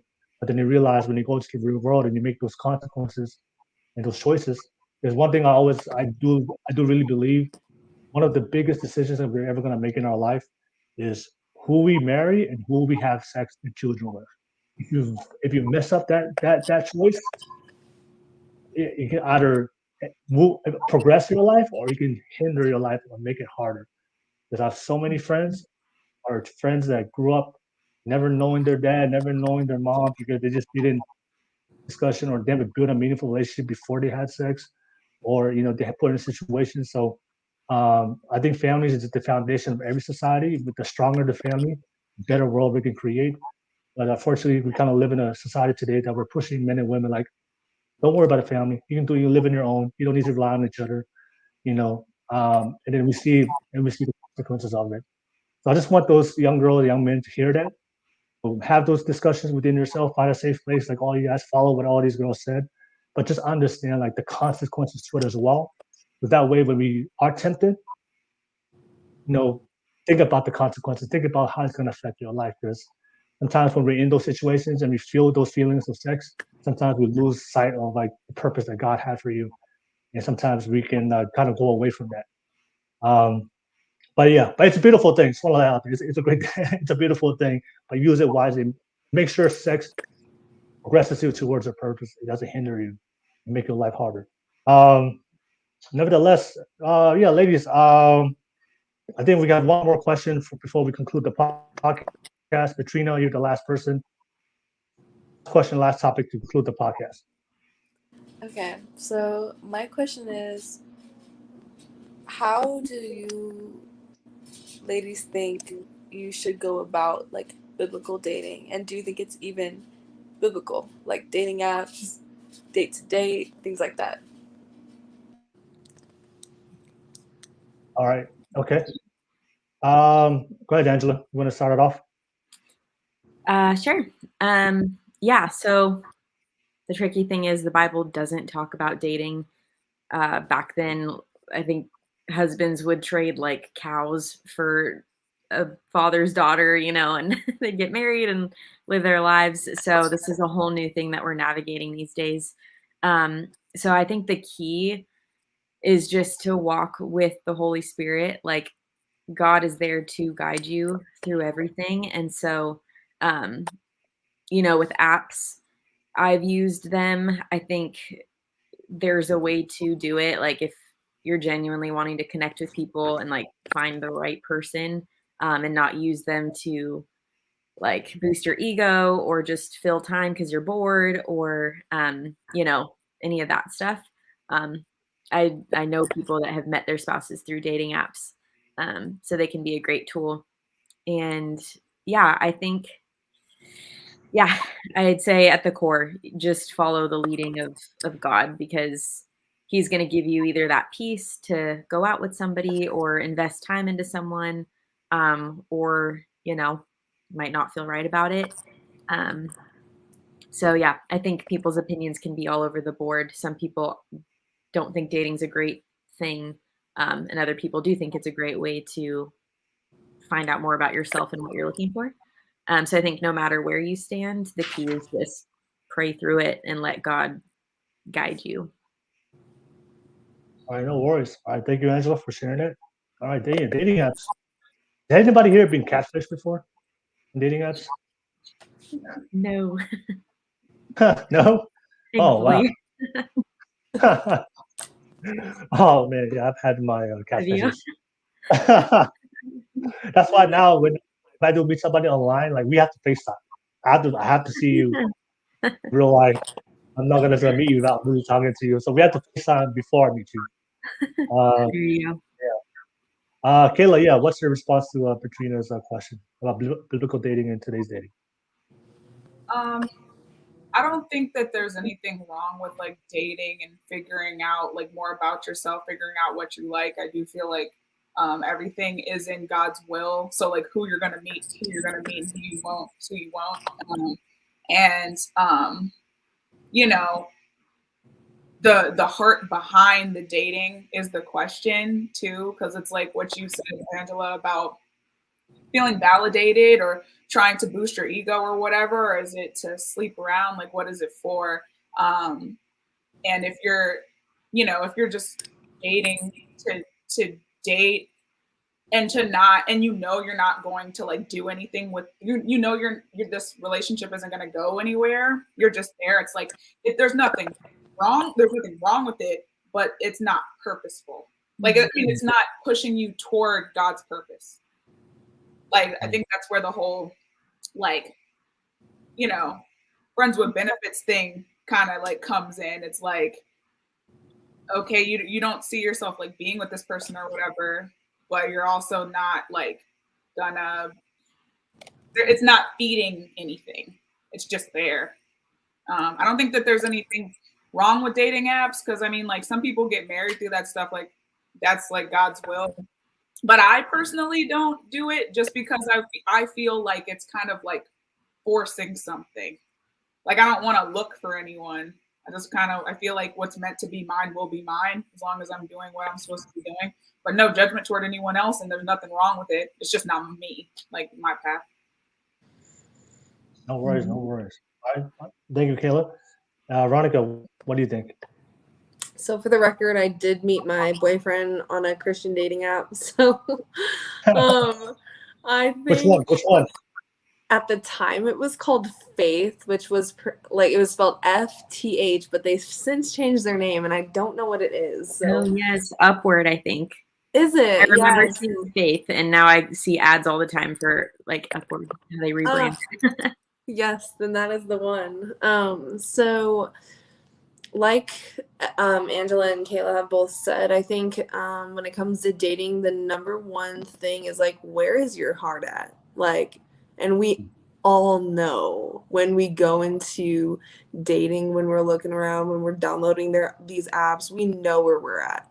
So I think it just comes down to just being straightforward and upfront with Jesus Christ, because I think while you are dating, while you're searching around, the two questions to ask yourself are, am I bringing these people that I'm dating closer to the Lord? And what fruit are you producing during this time? And like, the answers are flat in your face. Like, if you're producing fruit, hey, amen. If you're not, you know, let's see what we got to do about that. But and like Angela said, the Bible doesn't explicitly say anything necessarily about straight up dating, but man, does the Lord talk about what type of relationships we're supposed to have with each other. So like I wrote down just, I think, two verses. The first one is 2 Timothy 2:22. So during the process of dating and being in these relationships, it says, so free youthful passions and pursue righteousness. So like in these dating relationships, are you having casual sex? Are you having these hookups? Are you in it just because homie's hot? Like, what is the root cause? Flee those type of sinful activities while you're dating and pursue unity in Christ. And then another really good verse is going to be Song of Solomon 2:7. Do not awaken love until it's the right time. Like, if it's not the right time for you to be dating, you'll know. You'll know. So those are the two. And then the last verse that I think of as a solid foundation for dating and marriage, of course, is the iconic, let's see, which one is it? I think it's in, I didn't write it down. It's that one where it says, love is patient, love is kind, it does not envy, it does not boast, it isn't rude, etc., etc. So I think that's such an awesome way right before you're about to go into dating. Look at that verse and say, like, okay, is this guy that I'm talking to, does he check all of these? And if he don't, the door is to the back. Like, kick him to the curb, girl. No worries, no worries. Thank you so much, man. Ronnie, you got those notes. You got the notepad on.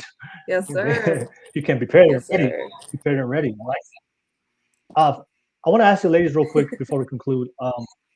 I think this is something that I believe is really important that we should bring back from the old ways of biblical dating. Is the daughter bringing the boyfriend or the potential spouse to meet the father? I want to ask you guys: do you guys do practice that? You guys, if you meet a guy, do you guys bring him to meet the dad, or not? But if you do, like, how early do you do it, or if you don't do it, then that's fine. Like, the reason why I say that, I think it's really important if you grew up with a strong dad, to bring your partner to meet the dad, because men, like, we have a sixth sense to know if that men are bullshit. If we have an opportunity to talk to the guy, hey, because women, when you guys in feelings, sometimes your feelings tend to kind of conflate the reality of who he really is as a man. That's why you need to bring him to your father. So your father, okay, the daughter's outside. All right, man, what are you trying to do with my daughter? So we can have that real man conversation. And if he is a man of purpose, intent, he's gonna react good way with that dad, and we can sense that.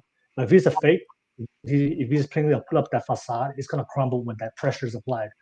So that's why I think bringing your dad to meet the father is really important. Something we don't practice, and unfortunately, there's not a lot of good dads out there. Oftentimes in modern society. Yeah, do you guys still bring your guy to meet the dad or no? Just want to just real quick. Angela, do you still do that or no? Yeah, I do. Me and my dad are really close, and so to me, growing up, it was embarrassing. I was like, no, just stay out of this. But now I actually love when my dad can like be a part of, like, know who I'm dating, and I think it kind of instills a sense of like, I don't know, in the boyfriend, it's like, okay, there's a guy that's like protective of this girl, so I better take good care of her, kind of thing. So I think it's wise to have your dad know the Has your guy. dad ever told you like? Has your dad ever told you like, nah, no, he's not the one? Has he ever told you that? No, he's been pretty supportive. There was never a guy where right off the bat he said no. I think as things played out and like I would kind of see things in the guy and be like, I don't know about this dude. My dad would like kind of confirm that and be like, yeah, I see that too. So that's how it's gone. No worries. No worries. What about Kayla? Do you still bring your guy to meet the dad? My dad can sniff like BS from a mile away. Yeah. Honest.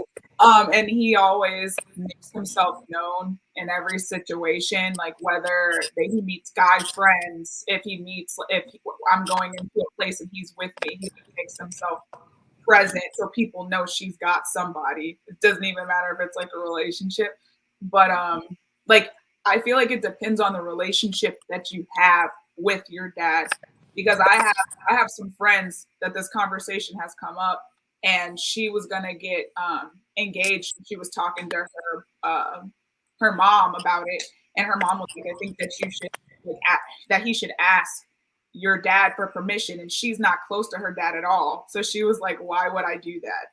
You know what I mean? And it's like that's where I feel like, okay, I don't think that that's necessary. But the next time, like I date someone, I'm gonna like do my own thing and figure it out on my own, and then I will bring my dad in, sniff him out a little bit. But I don't think everybody has the same situation. My dad's got me. Yeah, got you. No worries. What about you, Veronica? Yeah, for sure. I definitely still believe in that. I think that that's one just very honorable of the guy that is trying to pursue you. Like Will, you were saying, for him to come and meet your father, that's huge. I definitely would recommend for people to do it before you become official, because after you become official and your dad's like, then I feel like there's conflict there. So, but like Kayla was saying, there are instances, obviously, where maybe the father's not in the home and that's not really applicable, but I would highly recommend that if a man is pursuing you, bring him around your friends, bring him around your family, because they also, may be able to bring discernment into your life and be like, girlfriend, who is this trifling heifer? Who is this? So definitely get some outside opinions for sure. Yeah, if you don't have a father, bring him around out of good men, whether it's a cousin, an uncle, bring him out of men, because we know when the guy is just faking it. And then last but not least, Petrina, what's your thoughts about go ahead.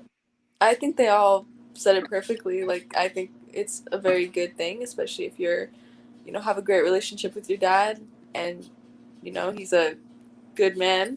But, if things are on the rockier side or, whatever, I know people have so many issues with dads and things like that. So, I mean, it just depends on the situation. But if you do have a good relationship, then I think it's a beautiful thing. And that's what they're there for, to help you go to that next, level of your life and like help guide your relationships. Yeah, I agree with Veronica. I do believe bringing him in the earliest stage of the relationship, because that's like the honeymoon phase where you're so infatuated that you're probably not thinking with your head, you're thinking with your with your heart. So yeah, I think that's the best time. So, but nevertheless, we've come to the end. Shout out to everybody that's watching this right now. Thank you so much for tuning in. Thank you so much for tuning in. I appreciate it. I think to y'all, one last comment. This is also why picking a good man is also vitally as important. If you don't have that relationship with your own dad, because they will need to be able to protect your daughters when you have them.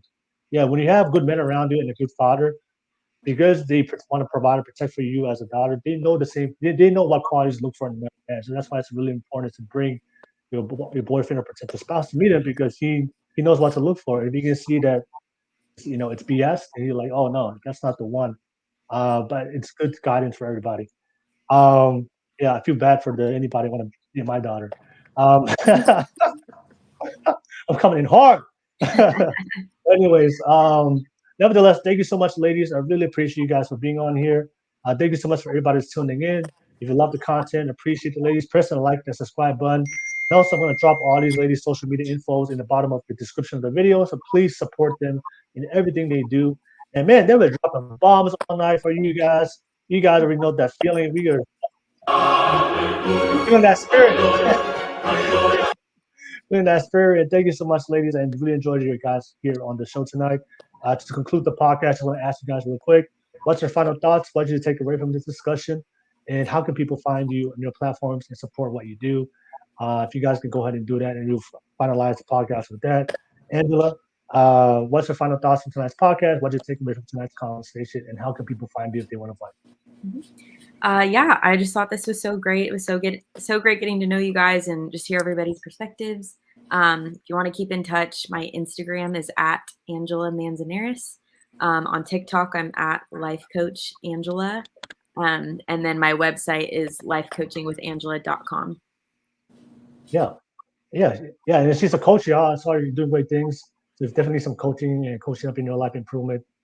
You know what to look for. Hit up Angela. Thank you so much, Angela, for jumping on. Kayla, final thoughts, and how can people find you? Yeah, it was just really great hearing everybody's perspectives, especially just like from a Christian woman perspective. I feel like just hearing everybody's different stories, which is really awesome. My Instagram is kwinkfee, and my TikTok is kayla.wink. All right. Thank you so much, Kayla. Yeah, I appreciate your perspective and what you add to the conversation tonight. Veronica, final thoughts, and how can people find you? Yeah, so I thought it was just very encouraging to see other Christian women have the same convictions as me. And again, like I've said all night, just running the same race. Sometimes it feels really lonely, like that I'm the only one on the planet doing this. And so to see that I'm not alone makes this fight worth it. And if you want to connect with me, my TikTok is at the Curvy Christian. If you want to indulge in some online thrift shopping, my Instagram is at So Very Thrifty. All right, no worries. Thank you so much, Veronica, and thank you for all the preparation and notes that you had, the notepad you had, and dropping that knowledge tonight and those facts. Thank you so much, Veronica. Appreciate that. If you want to see more Christian content and maybe triggering content, go check out. Yes. Nevertheless, thank you so much, Veronica. And last but not least, Petrina, final thoughts on how can people find you? Yeah, like everyone said, it was so encouraging. And I mean, just seeing all these women doing their different things, like life coach, we got websites, we got all types of things, like businesses. Like, it's just amazing seeing all these women walking their purposes and just connecting with other women who have, like Veronica said, like similar convictions, and just like really sticking to what the word says. And I know it's difficult, but just it's like she said, worth the race. It's worth the race, and it's beautiful, like just to see, like, we are just four of like millions of women, who are just out here doing what we can to like spread the gospel and just be a light. And yeah, it's beautiful. And yeah, I'm an artist, singer, rapper for the kingdom. Check me out, Petrina DeLacy, all platforms, everywhere, Instagram, all of it. Petrina, it's like Katrina, but it's pet. So hopefully that's memorable. The Curvy Christian, I was thinking it's a good tactic. It like stuck with me. Like, I'm not forgetting that one, Thank you. Now, Petrina, now I know you're a rapper. Next time, if you ever do a podcast, I'm gonna have a beat ready for you. Oh, Drop a beat. I'm gonna beat that new beat. rapper. Don't expect much from me. I'm a new rapper. Freestyle. It's all good. Give me some time to work on it. Next time, we have a beat for you. You're gonna drop it. I'll be ready. Drop those bars. Drop those bars. Yes. No worries. But ladies, I just want to say it was a great honor having you guys. Thank you so much of being on here, taking the time out of your day to share your experience, knowledge, and your purpose in life and your conviction through our faith in Heavenly Father for everybody out there. And thank you for also having this raw discussions that sometimes people are uncomfortable having, but it must be had because it's something that we deal with every single day in the modern world and help those people that's guiding it. So thank you so much, ladies, for all you guys. Really appreciate you guys. And all the fellas out there, thank you so much for watching. And the women, also as well, drop their social media infos below. And fellas, if you're a good man out there, 2 of our ladies here are single, so you already know what to do. You already know what to do. Follow your heart, follow the spirit, whatever that you feel in your heart. But thank you so much. We do this every single Saturday. I'm sorry, not Saturday, every single Friday. So make sure you guys tune in every single week. We have a new show for you guys next week. But ladies, much love to you guys. You guys have a blessed night. And last but not least, Amen. amen. All right. Amen. Amen. Amen. All right, ladies, you guys have a great night. All right. Peace, y'all. Thank you, Will. Thank you so much. All right.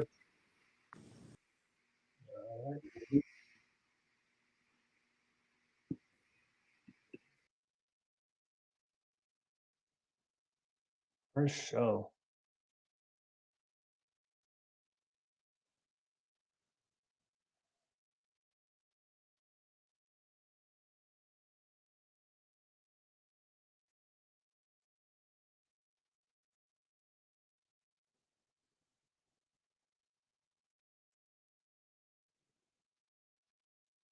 Toxic women destroy good men too. We rarely talk about that.